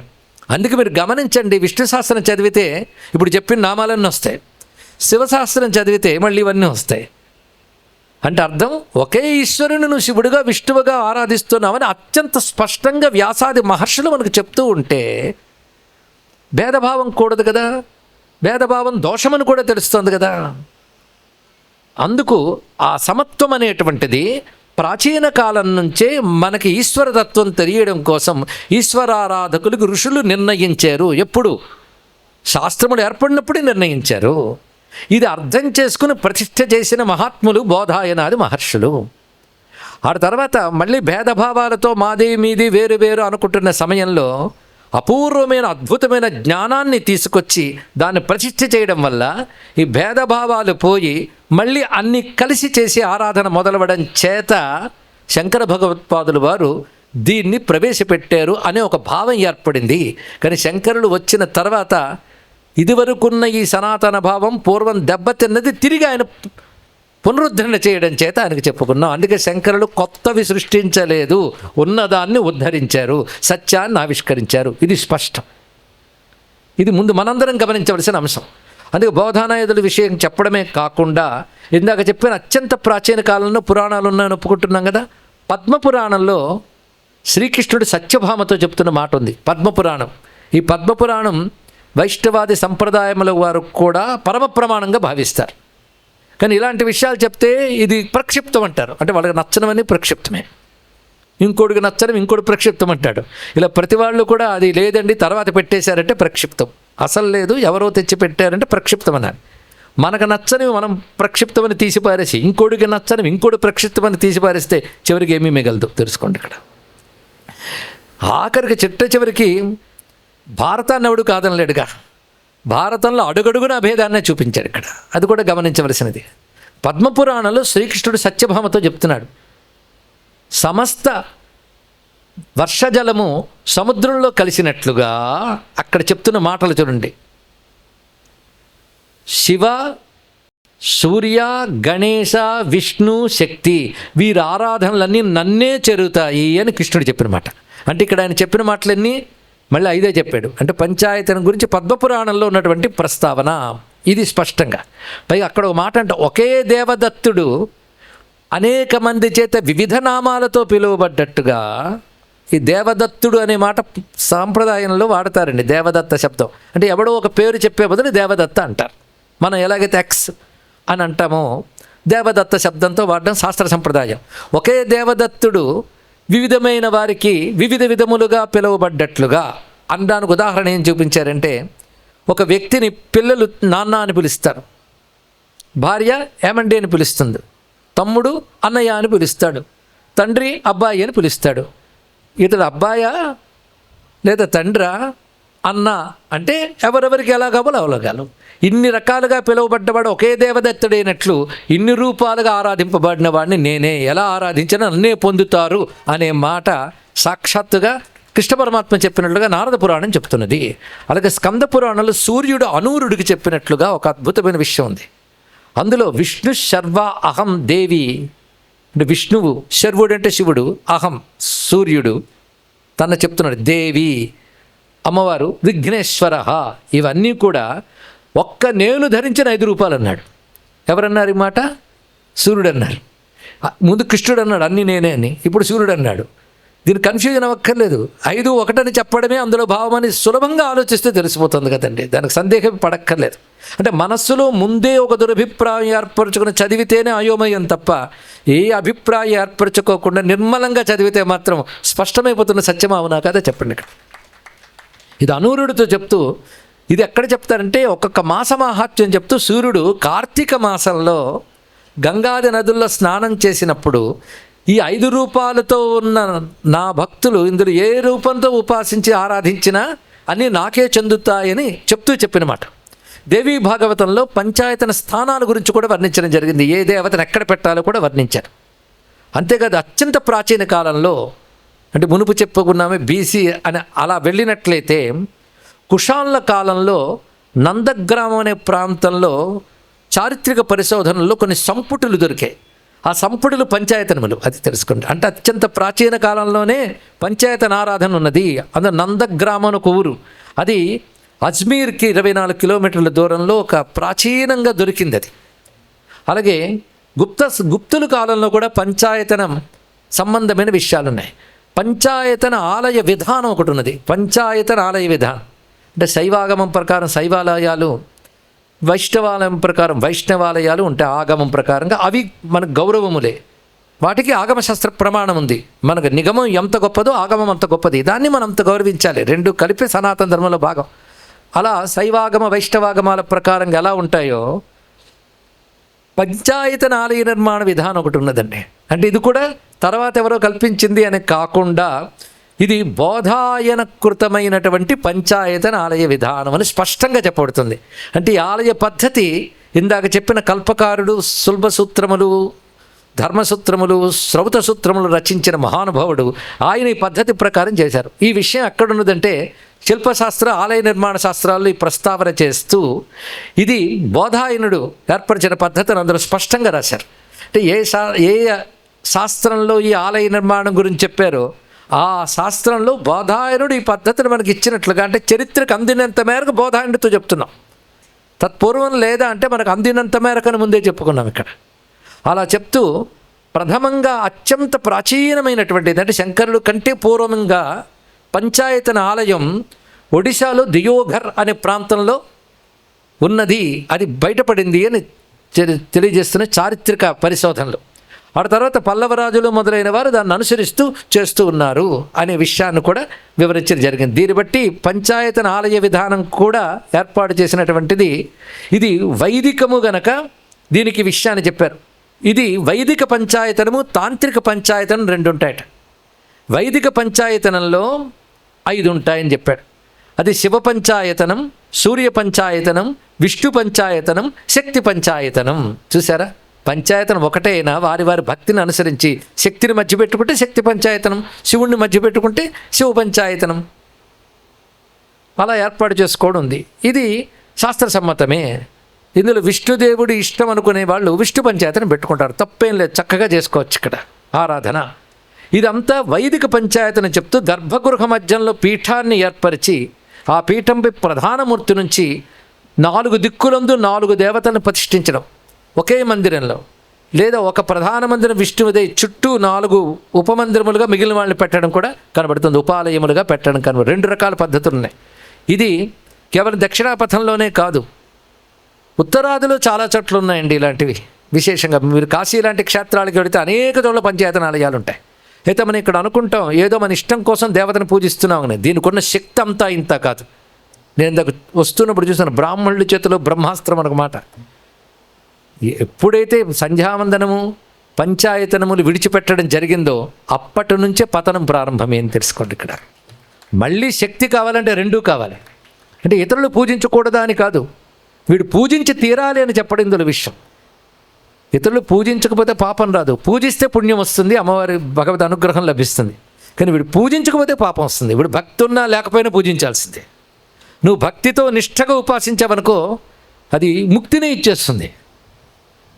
భక్తి లేకపోయినా పూజించాలి, లేకపోతే నరకానికి పోతారు. 2కి తేడా తెలిసిందా? భక్తితోగానే చేస్తే అది చిత్తశుద్ధిని, జ్ఞానాన్ని, ముక్తిని ఇస్తుందండి క్రమంగా. భక్తి లేకపోయినా విశ్వాసంతో నువ్వు చేసినట్లయితే అదో రకం భక్తి, గౌణస్థాయి భక్తి అంటారు దాన్ని. విశ్వాసంతో నువ్వు నిత్యం ఆరాధించిన, మనసు పెట్టి కానీ మనసు పెట్టక కానీ ఎలా ఆరాధించినా దాని ఫలితం తప్పకుండా ఉంటుంది. ఆరాధించకపోతే మాత్రం దుష్ఫలితం ఉంటుంది. ఇది ధర్మశాస్త్ర వచనములు, ఇక్కడ ప్రతిదీ ధర్మశాస్త్ర వచన ప్రమాణంతోనే చెప్పడం జరుగుతోందని వినయంగా విన్నవిస్తున్నాను నేను ఇక్కడ. కనుక ఆరాధించకపోతే తప్పు.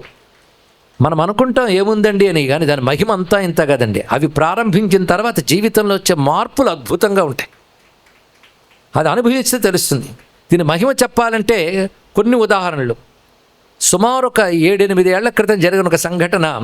అమెరికాలో సియాటిల్లో ఒక యువకుడు మైక్రోసాఫ్ట్లో ఉద్యోగం చేస్తున్నాడు. వాళ్ళ నాన్నగారు పెద్ద ఉపాసనం కాదు కానీ సంధ్యావందనం చేసుకునేవారు. ఒక చిన్న పంచాయతనం, అంటే మనం అనుకునే సాలగ్రామాలు బాణలింగాలు కూడా లేవు. అవి పెట్టుకుని ఆరాధించాలన్నా ఉపనయన సంస్కారం ఉన్నవారికి అది.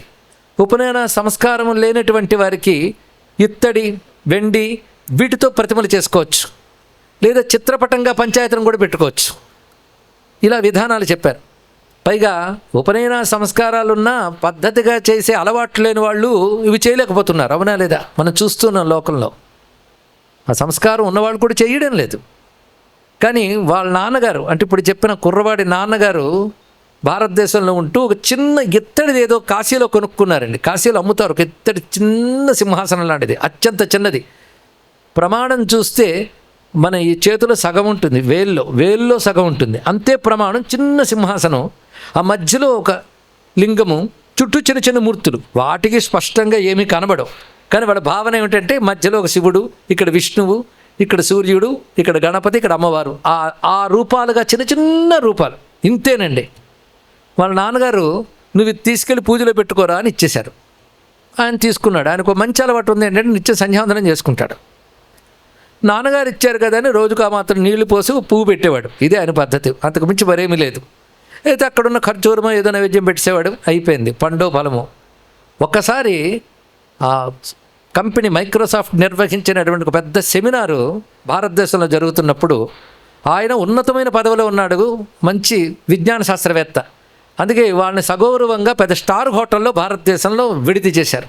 స్టార్ హోటల్ పరిసరాలు ఎలా ఉంటాయో కూడా మనకు తెలుసు. ఒకరోజు మధ్యాహ్నం ఆయన స్టార్ హోటల్ నుంచి బయటకు వస్తున్నాడండి. జరిగిన సంఘటన. ఆయన బయటకు వస్తూ ఉంటే ఆ బయట పెద్ద గేటు, దానికి పైన పెద్ద చిన్న చిన్న తోట లాన్స్ ఉంటాయి. ఆ లాన్ దగ్గర గట్టు ఉంది. ఆ గట్టు మీద ఆశ్చర్యకరంగా గడ్డం పెంచుకొని కాషాయం కట్టుకుని ఒక ఆయన దండం పట్టుకుని కూర్చున్నాడు. ఈయన మామూలుగా వెళ్ళిపోతున్నాడు, పెద్ద పట్టించుకోలేదు. ఎందుకంటే అనుష్ఠానం పట్ల ఈయన సీరియస్నెస్ లేదు. అలాగని నాస్తికుడు కాదు, నాన్నగారు చెప్పినట్టు చేసుకుంటున్నాడు, ఇంతే. ఈయన వెళ్ళిపోతుంటే పిలిచాడు, ఆయన పేరుతో పిలిచాడు. ఈయన ముందు ఆశ్చర్యపోయాడు, నేను ఎలా తెలుసు ఈయనకి అని. పేరుతో పిలిచి, నీ ఇంట్లో నువ్వు పెట్టుకున్న దేవుడికి నైవేద్యం పెట్టట్లేదు, అది నీకు మంచిది కాదు అని చెప్పి వెళ్ళిపెట్టాను నేను. ఇంతే.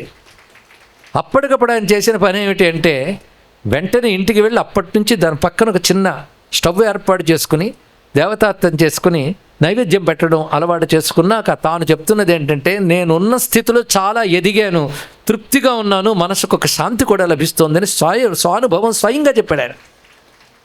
అంటే ఇక్కడ చెప్పడం అనేటువంటిది మన నమ్మకంతో పని లేదు, దానిలో సహజంగా శక్తి ఉంటుంది. ఇది తెలుసుకోవాల్సింది. ఇది ఏది ఇంత చేసి చిన్నగా పెట్టుకున్నటువంటిది, దాని యందు ఒక చిన్న ప్రతిమ యందు కూడా ఉంటుంది. అందుకే ఎప్పుడు హిందువులు గుర్తుపెట్టుకోవాలి, ప్రతిమలే కదా, పటాలే కదా అని అల్ప దృష్టి కూడదు. వాటి నుంచి ప్రసరించే శక్తి తరంగాలు చాలా ఉంటాయి. నీకు కనబడలేదంటే నీకు నీ వంటి వదనములే కనబడును. ఏం చేస్తాం? మన మొహాలే కనబడతాయి. ఆ శక్తి కనబడుతుంది. ఆ శక్తి ఎక్కడైనా కనబడుతుందండి? నేను ఇంతవరకు విద్యుత్ శక్తిని చూడలేదు, మీకు తెలుసో లేదో. మీరు మాత్రం చూసారా? రాగి తీగలో ఎలక్ట్రిసిటీ పవర్ వెళుతుంది, ముట్టుకోకురా అంటే ఎందుకు ముట్టుకోకూడదు, రాగి తీగే కదా అన్నాడు. దాన్ని కనబడుతుంది, దాని విద్యుత్ శక్తి ఉంది అంటే నాకు కనబడట్లేదు కదా అన్నట్టు. అది ఎంత మూర్ఖత్వమో. ఈ చిత్రపటాల్లో విగ్రహాల్లో కూడా శక్తిని శంకించడం అంతే మూర్ఖత్వం. తెలుసుకోండి, వాడికి ఎంత శక్తి ఉంది. ఊరికే రాదు ఏది సంప్రదాయంలోకి. ఇది తెలియక మీరు విగ్రహాలను పూజిస్తారు, బొమ్మలను పూజిస్తారంటే నువ్వు మూర్ఖుడివయ్యా అని చెప్పగలిగారు. ఇక్కడ శక్తిని ఒక రూపంలోకి తీసుకొచ్చి ఆరాధించి అనుభూతికి తెచ్చుకోగలిగిన శక్తి కలిగిన సనాతన ధర్మానికి నమస్కారం. ఎంత విశేషమైన భావం అండి ఇక్కడ. వాటికి అంత శక్తి ఉంటుంది. దీని గురించి ఎంత శాస్త్రం ఉందో, అందుకే విజ్ఞానం అని పేరు పెట్టడానికి కూడా అదే ఆధారం. పంచాయతన విజ్ఞానానికి ఉన్న శాస్త్రం అంతా ఇంత కాదు. ఉదాహరణకి పంచాయతనంలో విష్ణు స్థానంలో శాలిగ్రామాన్ని పెడతారు, చాలామందికి తెలిసి ఉంటుంది. శివస్థానంలో బాణలింగం శ్రేష్టం, అది పెట్టాలి. అలాగే గణపతి స్థానంలో సోనభద్రా నదిలో దొరికేటటువంటి ఎర్రని శిల పెడతారు. సూర్యస్థానంలో స్ఫటిక శిల పెడతారు. ఇది సాధారణంగా గుజరాత్ మొదలైన ప్రాంతాలని చెప్తారు. అక్కడ అది స్ఫటికం అక్కడ పెడతారు. శక్తి స్థానంలో సువర్ణముఖరి నదిలో దొరికే ప్రత్యేకమైన ధాతువు. చిత్రం ఏంటంటే ఇందాక నదుల్లో 3 తీసుకున్నాం. సాలగ్రామం గండకీ నదిలోది, బాణలింగం నర్మదా నదిలోది. గణపతికి సంబంధించిన సోణశిల సోనభద్రా నది, ఇది బీహార్ ఉత్తరప్రదేశ్ ప్రాంతాల్లో ప్రవహిస్తుంది. ఆ సోనభద్రా నదిలో ఆ శిలలు అన్నీ ఎర్రగా ఉంటాయి. అవన్నీ గణపతి రూపాలు. అప్పుడు 3 నదులు అయ్యాయి. సువర్ణముఖరి నదిలో అమ్మవారి ధాతువు ఉంటుంది, వెండిలా మెరిసిపోతూ ఉంటుందండి. ఇది ఇక్కడ చిత్రం ఏంటంటే ఈ శిలలు మరో నదిలో దొరకవు, అది గమనించుకోవాల్సింది. ఎలా ఋషిది గమనించాడు? తత్సంబంధమైన పురాణాల్లో కనబడుతుంది. గండకీ నది మహాత్మ్యం మనకు పురాణాల్లో చెప్పేటప్పుడు అందులో ప్రతి శిల సాలగ్రామ శిలలు ఉంటాయి. సాలగ్రామ శాస్త్రం అనే గ్రంథం ఉందండి, కొన్ని వందల శ్లోకాల గ్రంథం అది. ఏ సాలగ్రామం ఏ విష్ణు రూపము పోల్చుకోవచ్చు అందులో. అంటే మత్స్య సాలగ్రామం, కూర్మ సాలగ్రామం, గోపాల సాలగ్రామం, మళ్ళీ గోపాల సాలగ్రామంలో సంతాన గోపాలం మొదలుకొని వివిధ గోపాలమూర్తులు, నృసింహ సాలగ్రామం, రామ సాలగ్రామం, ఇలా వివిధ సాలగ్రామ శిలలు, నారాయణ సాలగ్రామం, విష్ణు సాలగ్రామం, సుదర్శన సాలగ్రామం, ఇలా రకరకాల పేర్లతో సాలగ్రామాలు. దేన్ని ఎలా పోల్చుకోవాలో శాస్త్రం ఉంది. మనకు అన్నీ ఒకేలా కనబడతాయి రాళ్ళు, కానీ దానికి ఆ శాస్త్రం తెలిసిన వాళ్ళు, అంటే దానికి శాస్త్రం ఇప్పటికే ఉంది, దాన్ని తెలుసుకుని ఈ శాస్త్రము అని చెప్పగలిగే వాళ్ళు ఉన్నారు. అలాగే నర్మద బాణములు కూడా సామాన్యమైనది కాదు. అవి కొన్ని సహజంగా అప్పుడు ప్రవాహ రూపంలో ఆ శిలలు తమంతా తాము తిరిగి వృత్తాకారం తీసుకొచ్చేవట, లింగాకారం వచ్చేవి. కానీ ఇప్పుడు రకరకాల ఆనకట్టలు కట్టి నది గమనాన్ని మార్చడం వల్ల అలాంటివి ఇప్పుడు ఎక్కువ కనిపించట్లేదు. దానికి ఏం చేస్తున్నారంటే అక్కడ దొరికినటువంటి శిలలు తీసుకుని, చిత్రం ఏంటంటే ఆ శిలల్లో అనేక రకాలు ఉంటాయి, ఒక్కొక్కటి వివిధ వర్ణాలతో ప్రకాశిస్తుంటాయి. అందులో కూడా పోల్చుకోవాల్సిన ఉంటాయి. పార్థప్రహార సాలగ్రామం, పార్థప్రహార బాణలింగం. ఆ బాణానికి అర్జునుడు కొట్టిన ధనుస్సు దెబ్బ ఉంటుందండి ఆ లింగానికి, దాని పార్థప్రహారం అనే చిన్నంట. మరొకటి అర్ధనారీశ్వర బాణం, అంటే అందులోనే 2 రూపాలు కనబడుతుంటాయి రంగు భేదాలతో. అంటే ఆ బాణలింగానికి అంత శాస్త్రం ఉందో చూడండి. ఇక్కడ బాణుడనే ఒక మహానుభావుడు, బాణాసురుడు ఆయన, కానీ మనం అనుకునే రాక్షస క్రూర ప్రవృత్తులతో లేడు ఆయన. ఆయన శివభక్తుడు, అందుకే శివగణముల్లో అధ్యక్షుడిగా కూడా ఉన్నాడు.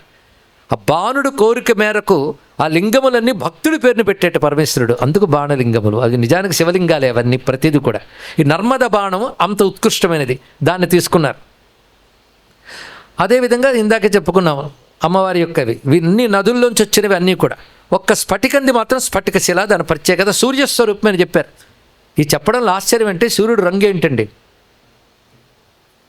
ఎవరైనా చెప్పగలమా?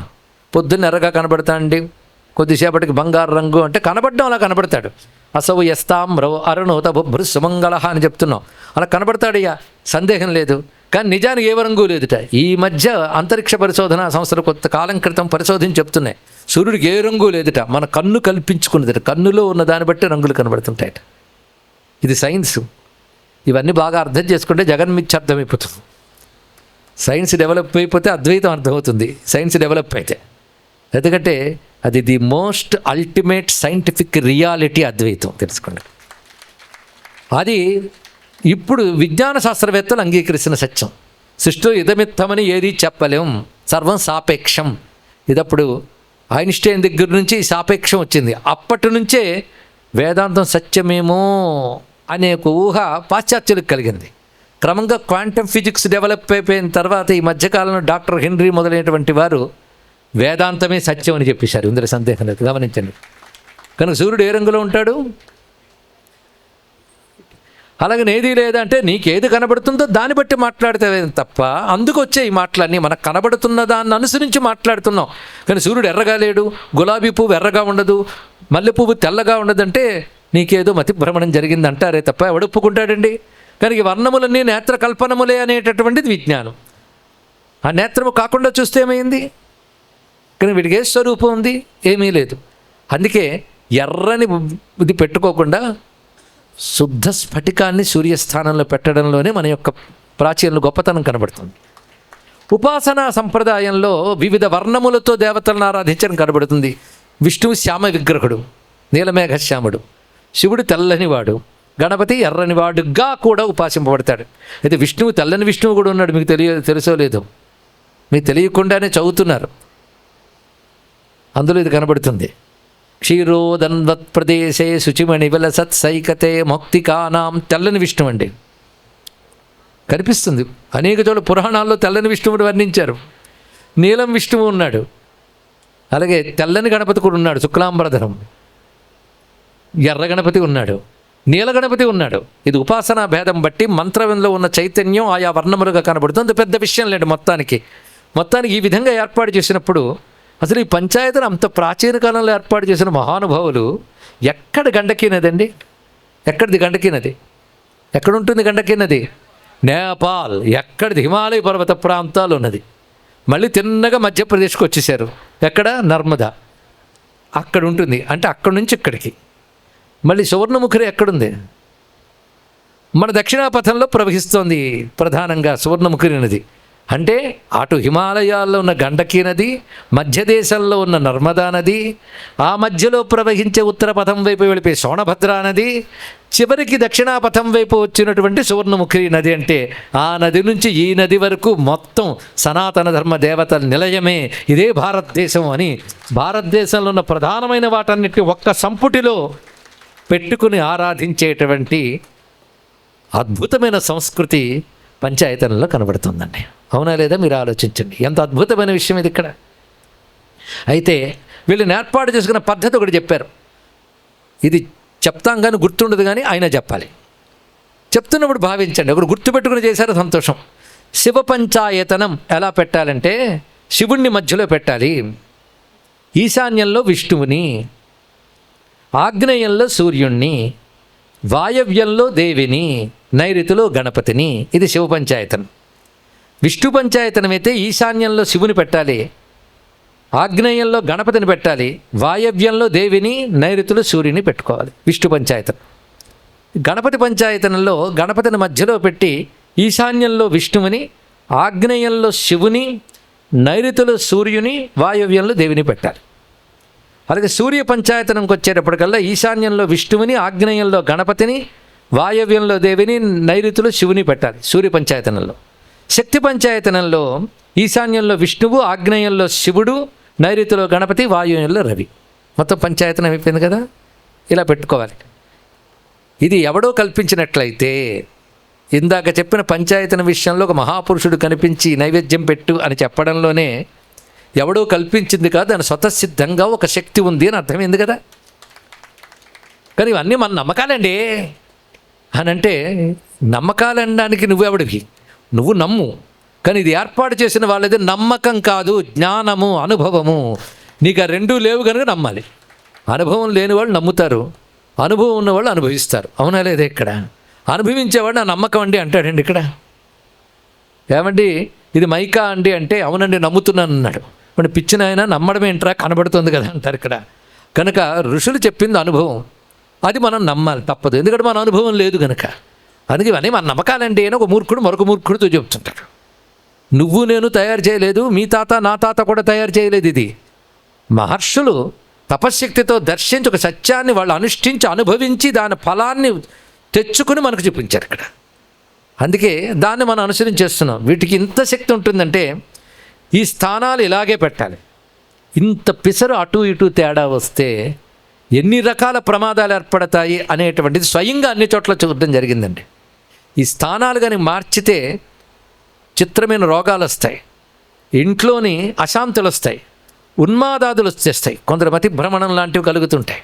అలా కలిగి ఏదో బాధపడుతున్నామండి ఎందువల్ల అని అడిగితే విజ్ఞులైన వారు ఒక్కసారి చూసి మీరు సరిగ్గా పెట్టుకోలేదండి, వీటిని ఇలా మార్చండి అని చెప్పిన వెంటనే మార్పు జరిగి వాళ్ళు బాగుపడడం జరిగిందండి. ఇప్పుడు చెప్పండి, ఇది నమ్మకం అంటామా? నమ్మకంతో వాడికి అసలు ఏమీ తెలియదు. అదే నమ్మేసి పూజ చేసి ఉంటే అది ఫలించిందంటే నమ్మకం అనుకోవచ్చు. అవును, నమ్మకమే అయితే ప్లాస్టిక్ ముక్కలు పెట్టి పూజ చేయకండి, ఇనప ముక్కలు పూజ చేయకండి అని ఎందుకు చెప్పారండి? నమ్మితే ప్లాస్టిక్ ముక్కలు కూడా దేవుడిని భావించవచ్చు. కానీ అందులో ఇనప ముక్కలు, ప్లాస్టిక్ ముక్కలు దేవుడి మందిరంలో పెట్టి పూజ చేస్తే దుష్ఫలితం ఇస్తుందని శాస్త్రం చెప్తుంది. ఏ లోహం వాడాలో చెప్పారు, లోహంతో చేస్తే, లోహ విగ్రహాలు చేస్తే ఏ లోహం వాడాలో చెప్పారు. ఎంత ప్రమాణంలో ఇంట్లో అయితే ఎంత ప్రమాణం ఉండాలి, ఆలయంలో అయితే ఎంత ప్రమాణం ఉండాలో చెప్పారు. నమ్మకమైతే లెక్కలుంటాయా? ప్లాస్టిక్ ముక్క రేకు ముక్క పెట్టి పూజ చేసామనుకోండి, తప్పకుండా దుష్ఫలితాలు ఉంటాయి, రావలసిన ఫలితం రాదు. అది వాడు చెప్పినట్టు విధానంగా మనకి ఉత్తమ లోహంతో చేసి, ఇంట్లో అయితే విగ్రహం వితస్తి ప్రమాణం మించరాదు అన్నారు. వితస్తి ప్రమాణం అంటే అరచేయి ప్రమాణం, దాన్ని మించకూడదు. బాగున్నాయి కదా ఇంత తెచ్చిపెట్టుకు దేవమందిరాల్లో పెట్టుకోవడం కాదు, పైగా తెచ్చుకున్న దాన్ని సంస్కరింపజేసుకోవాలి. ఇన్ని విధానాలు ఉన్నాయి. చరప్రతిష్ఠ, స్థిరప్రతిష్ఠ. ప్రతిష్ఠ చేస్తే మాత్రం రోజు వాడికి జరగవలసిన నైవేద్యాలు జరగాలి ఇక్కడ. అది చరప్రతిష్ఠలు చేస్తే ఇంత ఉంటుంది కనుక మరి ఎలా చేయడం అంటే, శుద్ధి చేసుకుని విగ్రహంగా భావించి పూజ చేసుకుని మరొక పద్ధతి ఉంది. ప్రతివాడి సౌకర్యానికి కోసం శాస్త్రం ఎన్ని పద్ధతులు ఏర్పాటు చేసిందంటే, సర్వమానవుల యొక్క జీవలక్ష్యాన్ని అర్థం చేసుకుని ఒక్కొక్కరికి ఒక్కొక్క విధమైన పద్ధతి ఏర్పరచడమే సైన్స్. కానీ అందరికీ ఒకటే పద్ధతి, అందరికీ ఒకటే పుస్తకం అంటే అందులో సైన్స్ లేదు. రకరకాల జీవన విధానాలు ఉంటాయి, రకరకాల సమర్థతలు ఉంటాయి. వాటిని అనుసరించి పద్ధతి ఏర్పాటు చేయడం ఏదైతే ఉన్నదో దాన్ని అనుసరించి ఏర్పాటు చేశారు ఇక్కడ. కానీ విగ్రహాల్లో కానీ తేడాలున్నా, శిల్పం నిర్మాణంలో తేడాలున్నా, ధాతువులో తేడాలున్నా, ప్రమాణంలో తేడాలున్నా ఇంట్లో ప్రమాదాలు కలుగుతున్నాయి. అదే పద్ధతిగా పెట్టుకుని పద్ధతిగా చేసుకుంటే క్షేమం కలుగుతుంది. ఎందుకంటే అందరూ ఒకలా చేయలేరు. బ్రాహ్మీ ముహూర్తం నిద్రలేచి మధ్యాహ్నం 1 గంట వరకు అనుష్ఠానములు చేసుకుంటూ పరమ పవిత్రంగా ఉండేటువంటి ఒక నైష్ఠికుడైన శ్రోత్రియుడి వల్లనే నిత్యం పొద్దున్నే బయలుదేరి ఉద్యోగం చేసుకోవాల్సిన వాడు చేయగలడా? కనుక ఆ విధానం వాడికి కాకుండా అందులో వాడికి సంక్షేప రూపంగా ఇంకోటి పద్ధతి చెప్పారు. చూడు ఎన్ని విధానాలు మన పెద్దలు ఇచ్చారు. అలాగే ఆ పెద్దలు అనుసరించిన మార్గంలో వచ్చినటువంటి మహాత్ములు ఎప్పటికప్పుడు మనకు అనుకూలంగా మార్చుతూ ఉన్నారు. సనాతన ధర్మంలో గొప్పతనం ఏంటంటే, మొదట ఎలా ఉందో ఇప్పుడు అలా ఉందని చెప్పలేం, కానీ మొదట ఎలా ఉందో ఇప్పుడు అలాగే ఉంది.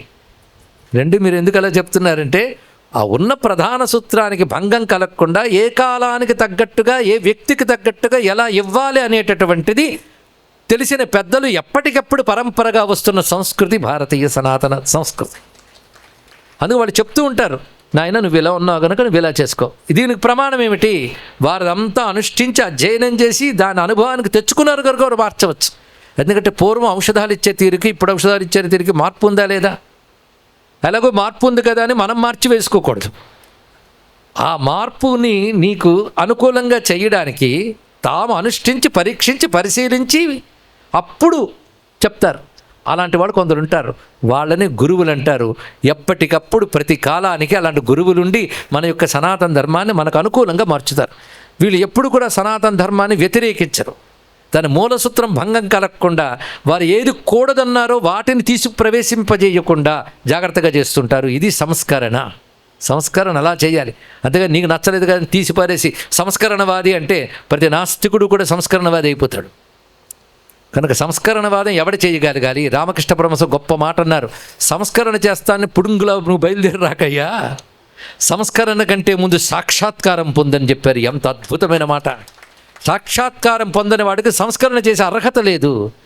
ఒక ధర్మంలో మార్పు చేయడానికి నువ్వేవాడివి. ఇంకొక ఆయన చెప్తాడు, అంటూ ముట్టన్ని కలిపేసుకుంటే పర్వాలేదు, ఎవరైనా ఈ మంత్రం చేసి ఇవ్వచ్చు, ఏం పర్వాలేదు నేను చెప్తున్నాను కదా అంటాడు వాడు. ఇక్కడ ఆయనకు ఈ మధ్య కొంతకాలం క్రితం పాపులర్ అయ్యాడు, అంత మాత్రం ఆయన చెప్పింది మనం పాటించడమే. నేను చెప్తున్నాను కదా అనే మాట ఎప్పుడు ప్రమాణం కాదు, శాస్త్రం చెప్పిందే మనకు ప్రమాణం. ఇది చాలా అవసరం. కానీ శాస్త్రమే ఎప్పుడు ఎలా మార్చాలో శాస్త్రం చెప్పింది. ఆ శాస్త్రానికి క్షుణ్ణంగా బహుముఖాలుగా ఉన్నటువంటి శాస్త్రాన్ని అన్ని వైపులా పరిశీలించి ఎలా చేస్తే బాగుంటుందో చెప్పాలి. ఆహారంలో కూడా ఏ కాంబినేషన్ బదులు ఇంకోటి చేస్తే ప్రమాదాలు వస్తాయనేగా, కానీ దేనికి ఏది కలపాలో అనేటువంటిది ఎప్పటికప్పుడు పెద్దలు చెప్తున్నారు కదా, ఆ సైన్స్లో కృషి చేసేవాళ్ళు. కనుకనే ఈ కర్మ సిద్ధాంతంలో, ఈ కర్మశాస్త్రంలో కృషి చేసిన పెద్దలు మనకి ఎప్పటికప్పుడు స్మృతుల రూపంలో హెచ్చరిస్తున్నారు. అందుకే ఇన్ని స్మృతులు ఏర్పడ్డాయి. దాన్ని అనుసరించి మనకు జగద్గురువులు లాంటి మహాత్ములు ఎప్పటికప్పుడు నిలబడేది ఎందుకు? సమాజానికి ఎప్పటికప్పుడు దారి చూపించడానికి. కాలంలో మార్పులు వస్తాయి, మారుతున్న కాలంలో ఇవన్నీ వదిలేయనక్కర్లేదు.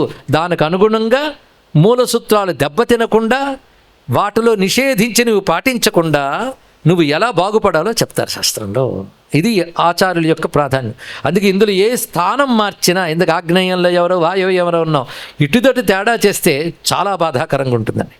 ఇవి తెలుసుకుంటే సనాతన ధర్మం పెట్టే ఆరాధనా విధానాలు శాస్త్రీయమే తప్ప కేవల విశ్వాసం మీద ఆధారపడ్డవి కావు. ఇది తెలుసుకోండి.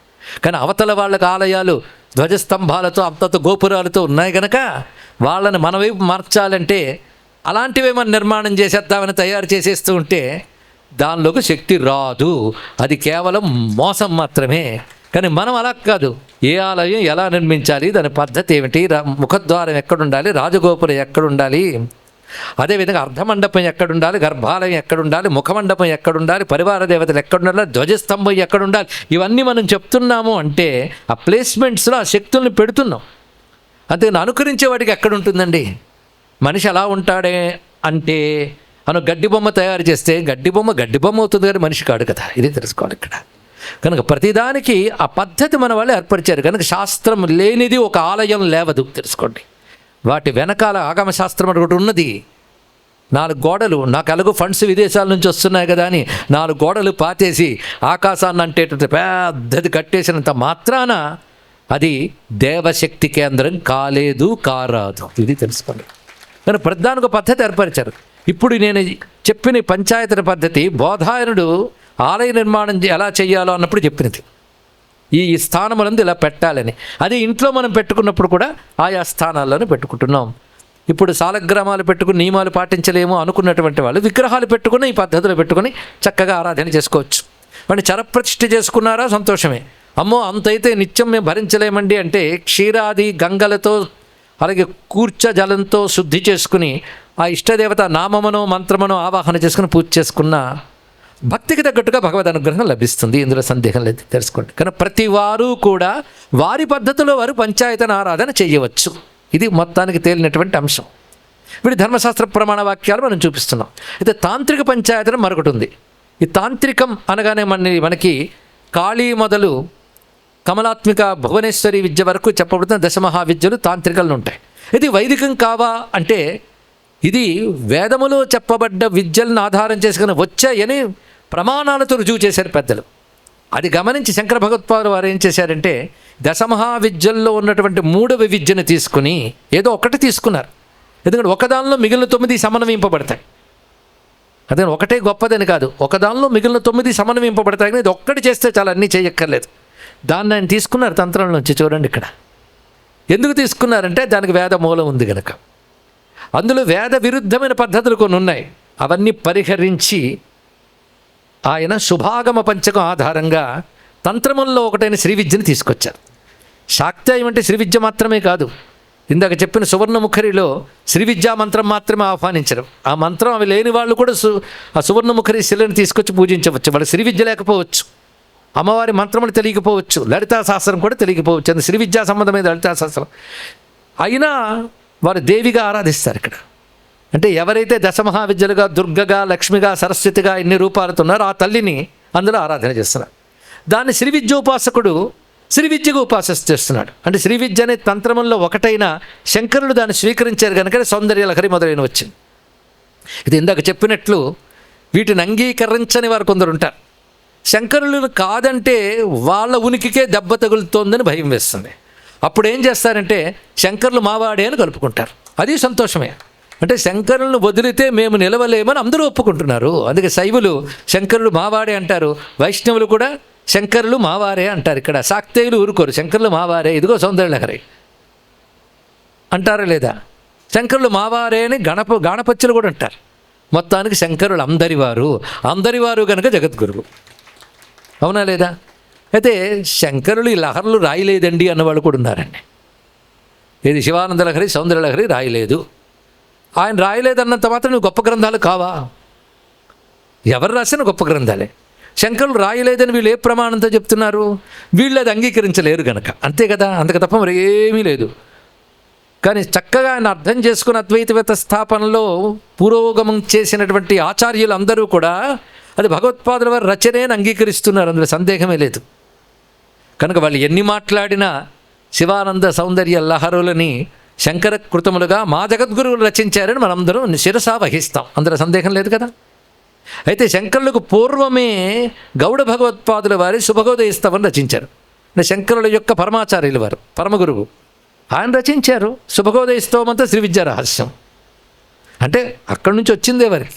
శుభగోదయ స్తవం ఏ శైలిలో పెడుతుందో సౌందర్యలహరి అదే శైలిలో పెడుతుంది కనుక గురువుగారి మార్గంలో వెళ్ళారు. కానీ ఆయన ప్రవేశపెట్టారని చెప్పడానికి లేదు, తత్పూర్వం ఉన్నదాన్ని ఆయన అనుసరించారు.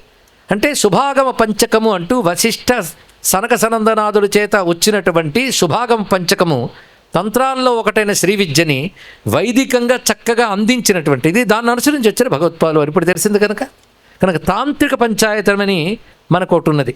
దాని ప్రకారంగా దుర్గా, సూర్యుడు, నంది, భవాని, మనోన్మని అని కాళీ పంచాయతనమైన పద్ధతిలో పూజిస్తారని ఇది ఒకటి ఉన్నది. ఇది తాంత్రికం. కానీ సాధారణంగా శృతి స్మృతి ప్రకారంగా చేసేవాళ్ళం అందరం కూడా ఈ ప్రమాణంగా తీసుకుంటాం. మధ్యలో ఒకవేళ శ్రీ విద్యోపాసన స్వీకరించారా అనుకోండి, వాడు శ్రీచక్రార్చన చేయవలసి వస్తుంది. ఇందాక చెప్పినటువంటి పంచాయతీలో శ్రీచక్రాన్ని ఎక్కడ పెట్టుకోవాలి? శక్తి స్థానం మధ్యలో పెడతారు కదా, ఆ సువర్ణముఖరి ధాతువుని పెట్టి ఆ పక్కనే శ్రీచక్రం పెట్టుకోవాలి, పెట్టుకుని ఆరాధన చేయాలి. అది శ్రీ విద్యోపాసకులు చేసే పద్ధతి. ఎందుకంటే శ్రీ విద్యోపాసనలో మధ్యలో చతురాయతనార్చన వస్తుంది. అంటే అమ్మవారిని ఆరాధన చేస్తూ చుట్టూ ఉన్న విష్ణువుని, శివుణ్ణి, గణపతిని, సూర్యుని కూడా ఆరాధించడం ఉంది. అంటే శ్రీ విద్యా సంప్రదాయం పంచాయతన పద్ధతిలో వచ్చిన శక్తి పంచాయతనమే, ఇది తెలుసుకోవాలి. అది ఇప్పుడు సంప్రదాయ సిద్ధంగా ఎవరెవరైతే చేస్తున్నారో వారందరూ చేస్తున్నారు. అయితే ఈ పంచాయతన పద్ధతిలో సాలగ్రామాలు లేనటువంటి వాళ్ళు కేవలం శ్రీచక్రాన్ని పెట్టుకుని మిగిలిన వాడిని విగ్రహ రూపంలో పెట్టి ఆరాధించే సంప్రదాయం కూడా ఉన్నది. ఇవి మనం గ్రహించవలసింది. కనుక పంచాయతన స్వరూపం ఇప్పుడు అర్థమై ఉంటుంది. ఒకే ఈశ్వరుడు 5 రూపాలుగా ప్రపంచాన్ని అనుగ్రహిస్తున్నాడు, ఇది ముందు తెలుసుకోవాల్సింది. అయితే 5ంటిని ఎందుకు పూజించాలి అంటే పంచభూతాల్లో ఏది మనకు కావాలో చెప్పండి. ఇక్కడి వాళ్ళు ఇంతమంది ఉన్నారు, పంచభూతాల్లో ఏదో ఒకటి సెలెక్ట్ చేసుకుని చెప్తారా? ఆలోచిస్తున్నారా? రేపొచ్చి చెప్తారా? 5ంట్లో మీకు ఏం కావాలి? నీరా, నిప్ప, నేల, నింగ అన్నీ కావాలి కదా. అయితే పంచభూతాలు ఏర్పడకముందు ఎవరున్నారు? అంత ఆలోచిస్తారమ్మా. పరమేశ్వరుడు. ఆయనే జగన్నిర్మాణం చేయదలుచుకున్నప్పుడు ఆత్మనః ఆకాశ సంభూత ఆకాశాద్వాయు వాయోరగ్ని అగ్నేరాప అభ్య పృథివీ అలా వస్తుందా లేదా? ఒకదాని నుంచి కూడా ఎలా వచ్చాయి. కానీ పంచభూతాలన్నీ రాకముందు ఎవరున్నారు? ఆత్మ, పరబ్రహ్మ, పరమేశ్వరుడు. ఆ పరబ్రహ్మ సృష్టి చేయాలని సంకల్పించుకున్నప్పుడు పరమేశ్వరుడు అయిపోయాడు. వెంటనే సంకల్పించుకుంటే అయిపోతాడంటే చెయ్యగలిగే శక్తి ఉంది ఆయనకి, అది తెలుసుకోవాల్సింది. మనము సంకల్పించుకుంటే భవనం కట్టాలి అని సంకల్పించుకుంటే అయిపోతుందా? దానికి తగ్గ ఎన్ని ఉండాలి మనకి? అన్నీ ఉన్నవాడు సంకల్పించుకుంటూ జరుగుతుంది. అన్నీ ఉన్నవాడు ఆయనే. అదే ఆయన సంకల్పం సత్యకామ సత్య సంకల్ప జరిగి తీరుతుందండి. అందుకు ఆయన పంచభూతములుగా, ఈ పంచభూతాత్మకమే జగత్తంతా. అది పంచీకరణం జరిగి సర్వజగత్తు పంచభూతాత్మకం. ఒప్పుకుంటారా లేదా? ఆఖరికి మన మనస్సు ఇత్యాదులు కూడా పంచభూతములకు ఉన్న సత్వ రజస్తమో గుణముల యొక్క లక్షణములతో మన శరీరం మొత్తం దాంతో ఉంది. మన శరీరమే కాదు, సృష్టి అంతా పంచభూతాత్మకమే. కానీ మనకు శుభం కావాలన్నా పంచభూతాల నుంచే, దుఃఖం కావాలన్నా వాడు అడగను, కానీ దుఃఖం వద్దన్న పంచభూతాల్లోంచి వస్తుంది. సుఖం కావాలన్న పంచభూతాల్లోంచే, దుఃఖం వద్దన్న పంచభూతాల్లోంచి. అవునా లేదండి? ఎండ కావాలా వద్దా? చలికాలం ఈ మాట అడిగితే మీరేమంటారు? ఎండున్న పర్వాలేదు కానీ చలి భరించలేమండి అంటారు. ఇప్పుడు అడిగితే ఏమంటారు? ఎండాకాలంలో అబ్బా చలే బెటర్ అని ఎండ భరించలేమంటారు. కానీ ఏది కావాలి ఇప్పుడు? రెండూ కావాలి కదా. అంటే బాధించేది హాయి అనిపించేది ఒకటే. ఇదే ఎండ, ఒకప్పుడు హాయి ఒకప్పుడు బాధ, అన్నీ ఇదే. కంటే నీకు 2 పంచభూతాల నుంచి వస్తున్నాయి. కనుక నువ్వేం చేయాలి? నాలో ఉన్న పంచభూతాలు, నా చుట్టూ ఉన్న పంచభూతాలు. నా చుట్టూ ఉంటే నా చుట్టూ ఉన్న వాళ్ళల్లో పంచభూతాలు. ఈ పంచభూతాలన్నీ నాకు అనుకూలంగా ఉండాలని కోరుకుంటామా లేదా చెప్పండి? కోరుకుంటారా లేదా? ఈ పంచభూతాలు అనుకూలంగా ఉండాలి అందరూ అనుకుంటారు. అంటే ఏం చేయాలి? పంచభూతాలను రోజు ప్రార్థిస్తే సరిపోతుంది. అరే పంచభూతాన్ని ప్రార్థిస్తే సరిపోతుందా? బస్సు మన వైపు రావాలంటే బస్సును ప్రార్థించకూడదు, డ్రైవర్ని ప్రార్థించాలి. దాని బస్సుకు దండం పెడితే అది రాదు, కానీ డ్రైవరే తేవాలి బస్సు నీ దాకా. కానీ చిత్రం ఏంటంటే బస్సును చూడగానే డ్రైవర్ కనబడ్డు, బస్సే కనబడుతుంది. కనుక పంచభూతాలను చూస్తే డ్రైవర్ అయిన ఈశ్వరుడు కనబడ్డు. అందుకు ఈశ్వరుణ్ణి మనం ఆరాధించాలి. ఏ ఈశ్వరుణ్ణి? పంచభూతాల్లో ఉన్న ఈశ్వరుణ్ణి. కనుక ఒక్కొక్క భూతంలో ఈశ్వరుడు. అంటే భూతాలు మారే కానీ ఈశ్వరుడు మారలేదు. కనుక పంచభూతాలు అనగా ఆకాశం ఒక భూతం, అందులో ఉన్న ఈశ్వరుడు అంటే ఆకాశం ప్లస్ ఈశ్వరుడు. భూమిలో ఉన్న ఈశ్వరుడు, భూమి ప్లస్ ఈశ్వరుడు. ప్లస్ ఉందా లేదా? అలాగే నీరు ప్లస్ ఈశ్వరుడు, నిప్పు ప్లస్ ఈశ్వరుడు. ఇలా అన్నీ తీస్తే 5 ప్లస్ ఈశ్వరుడు. 5 రాసి ప్లస్ ఈశ్వరుడు ఒక్కొక్క దానికి రాయండి. ఇందులో కామన్గా వచ్చిన వర్డ్ ఏంటి? ఈశ్వరుడు. మారిందేవి పంచభూతాలు. కనుక మాకు పంచభూతాల్లో మారని ఈశ్వరుణ్ణి పంచభూతాల ద్వారా ఉపాసిస్తున్నాం అన్నది తెలుసుకోవాలి ఇక్కడ. దీని గురించి శాస్త్రం ఏం చెప్తుందంటే అద్భుతమైన విషయం. సృష్టికి పూర్వం మనకి ఉన్నటువంటిది ఒకడే పరమాత్మ, అట్నుంచి పంచభూతాలు వచ్చాయి అని పంచభూతాల్లోనే పరమేశ్వరుని చూస్తున్నాం కనుక అలా మనం పరిశీలిస్తే ఇందులో ఆ పరమాత్మని ఏమని వర్ణించాలి? ఏది వర్ణించాలన్నా పంచభూతాలు కలియకపోతే మనకు దృష్టికి రాదు. పంచభూతాలు లేకపోతే పదార్థం లేదు. పదార్థాలే మనం ఊహించగలం, కానీ పదార్థం లేని దాన్ని ఊహించగలమా? కష్టం. కానీ ముందున్నది అదే. కనుక నీకు అనుభవానికి వచ్చే ప్రపంచానికంటే ముందు నువ్వు అనుభవంతో అందుకోలేని పరమాత్మ ఉన్నాడు. ఆయన కానీ వీటిలో లేకపోతే ఇవి కూడా అనుభవానికి రావు. అంటే పంచభూతాల్లో పరమాత్మ ఉన్నాడు, పంచభూతాలకు అతీతంగా పరమాత్మ ఉన్నాడు. ఇది ఎప్పుడు తెలుసుకోవాల్సిన అంశం. విత్ పంచభూతాలు, బియాండ్ పంచభూతాలు. బియాండ్ అనే శబ్దం వేసాను, వితౌట్ నేను అనకుండా. కనుక ఆయనకి ఏం పర్వాలేదు. ఆయన లేకపోతే 5 పని చెయ్యవు. 5 లేకపోయినా ఆయన ఉంటాడు. ఇది ఎప్పుడు భగవంతుడి గురించి తెలుసుకోవాల్సిన అవగాహన. కనుక పంచభూతాల్లో పరమాత్మను చూడాలి. పంచభూతాలు ఒకే ఈశ్వరుడు. అయితే ఒకే ఈశ్వరుడైన పంచభూతాలు ఒకలా లేవు కదా. అందుకే ఏం చేశారంటే ఆ మహా పరమ చైతన్యం పరిపూర్ణమైతే అందులో పావు భాగం నుంచే ఈ పంచభూతాలు వచ్చేటండి. ఎంత నుంచి? ఈ మాట నేననంగా త్రిపాదోర్ధుదై పురుష పాదోస్యేహ భవాత్ పునః చదువుకున్నామా లేదా? పాదము అంటే క్వార్టర్, పావు భాగమే. మనం చూసి చూడలేని అనంత విశ్వం కూడా పావు భాగమే. మరి ఆయన 30 పైన ఉన్నాడు. 30 ఆయన లేడు. ఈ పావు భాగంలోనూ 30లోనూ ఆయన ఉన్నాడు. ఆయన పరిపూర్ణుడు. పావు భాగంలోనే మన ప్రపంచాన్ని చూస్తున్నాం. ఈ పంచభూతం అంతా పావు భాగం. ఈ పావు భాగంలో పావు భాగం చొప్పున తీయండి. అగ్ని పావు భాగం, దానికి 3/4 బ్రహ్మము ఈశ్వరుని కలపండి. ఇక్కడ అలా ఒక్కొక్క దానికి కలపండి. పావు ప్లస్ 3/4 త్రిపాదూర్ధ్వ అన్నారు. అలా మనం ఇక్కడ పరిశీలిస్తే దీనికి చెప్తున్న విషయం ఏంటంటే ఒక్కొక్క దానికి ఒక్కొక్క విషయాన్ని చెప్తూ ఇందులో ఆకాశతత్వము ఏదైతే ఉందో అంటే పంచభూతాలు, ఆకాశం ప్లస్ ఈశ్వరుడు కలిపితే శివుడు. అలాగే వాయువు ప్లస్ శక్తి, వాయువు ప్లస్ ఈశ్వరుడు, వాయువు ప్లస్ ఈశ్వరుడు అయితే దేవి. ఇది తెలుసుకోండి. ఇది ఒక విధానం. మళ్ళీ ఇదే పరిపూర్ణం అని చెప్పడం కాదు. ఇలా గమనిస్తూ చెప్తున్నారు. కనుక వీటిని ప్రతీకలుగా తీసుకుని ఒక్కొక్కటి భూమి ప్లస్ ఈశ్వరుడు గణపతి, అగ్ని ప్లస్ ఈశ్వరుడు సూర్యుడు.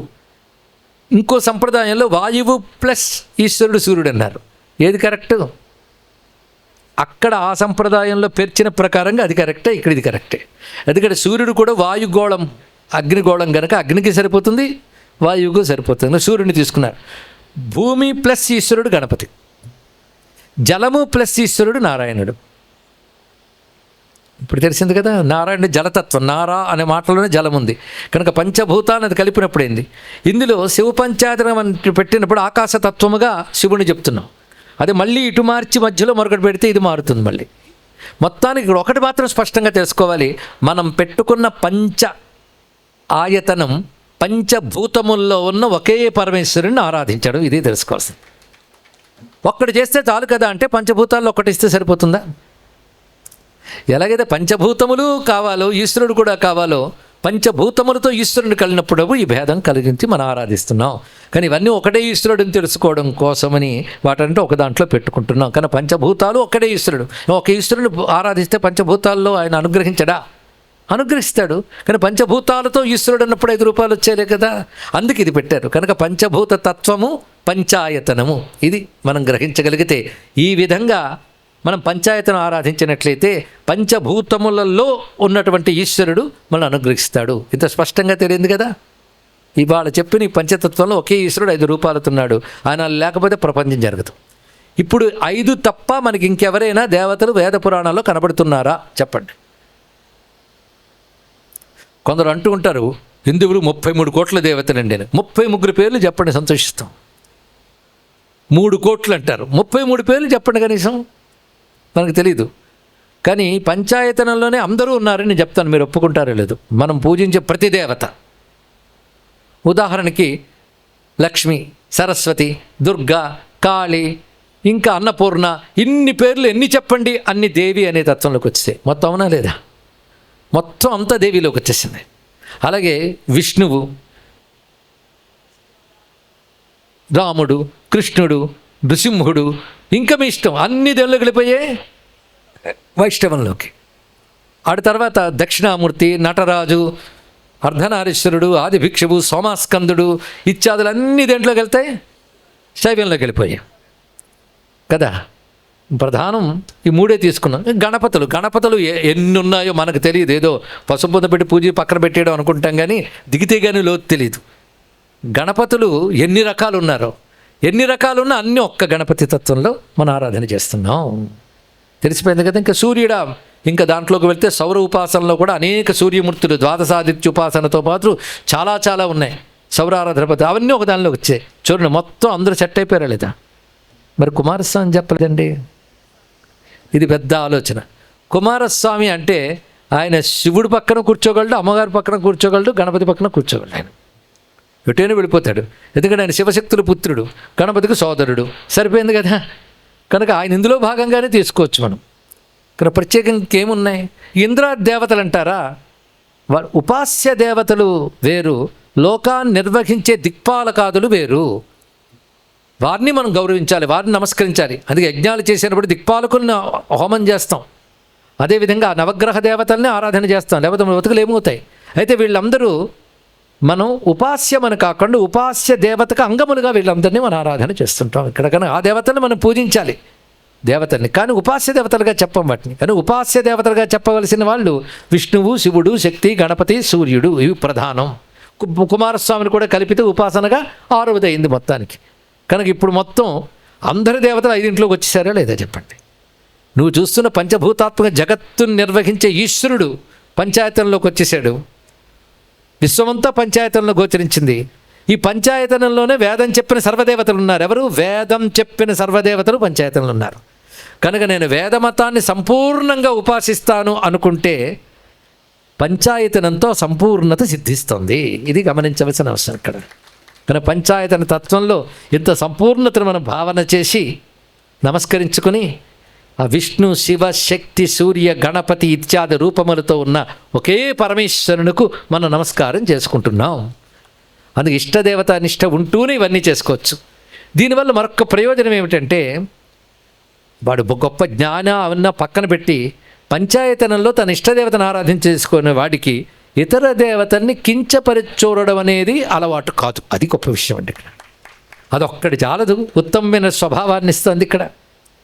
ఇది విశేషమైన అంశం. అయితే ఈ పంచాయతనాల్లో పద్ధతులు ఏమిటి, ఎలా చేయాలి, నియమాలు ఏమిటి, సాలగ్రామములు అయితే ఎన్ని ఉండాలి, శివలింగం అయితే ఎంత ఉండాలి, ఎన్ని ఉండాలి, మిగిలినవి ఎలా ఉండాలి, ఏ స్వరూపములతో ఉండాలి, అయితే ఇవి పూజించే వాళ్ళకు ఉండవలసిన నియమాలు ఏంటి, ఆ నియమాలు పాటించలేని వాళ్ళు ఎలా పూజించాలి, ఇవన్నీ చెప్పుకుంటే కానీ పంచాయతన విజ్ఞానం పూర్తి కాదు కదా. ఆ మిగిలిన భాగాన్ని రేపు తెలుసుకుందాం. సర్వం శ్రీకృష్ణ చరణారవిందార్పణమస్తు. స్వస్తి. స్వస్తి ప్రజాభ్య పరిపాలయంతాం న్యాయేన మార్గేణ మహీమహీషాః. గోబ్రాహ్మణేభ్యः శుభమస్తు నిత్యం. లోకాः సమస్తాः సుఖినో భవంతు. కాలే వర్షతు పర్జన్యः. పృథివీ సస్యశాలిని.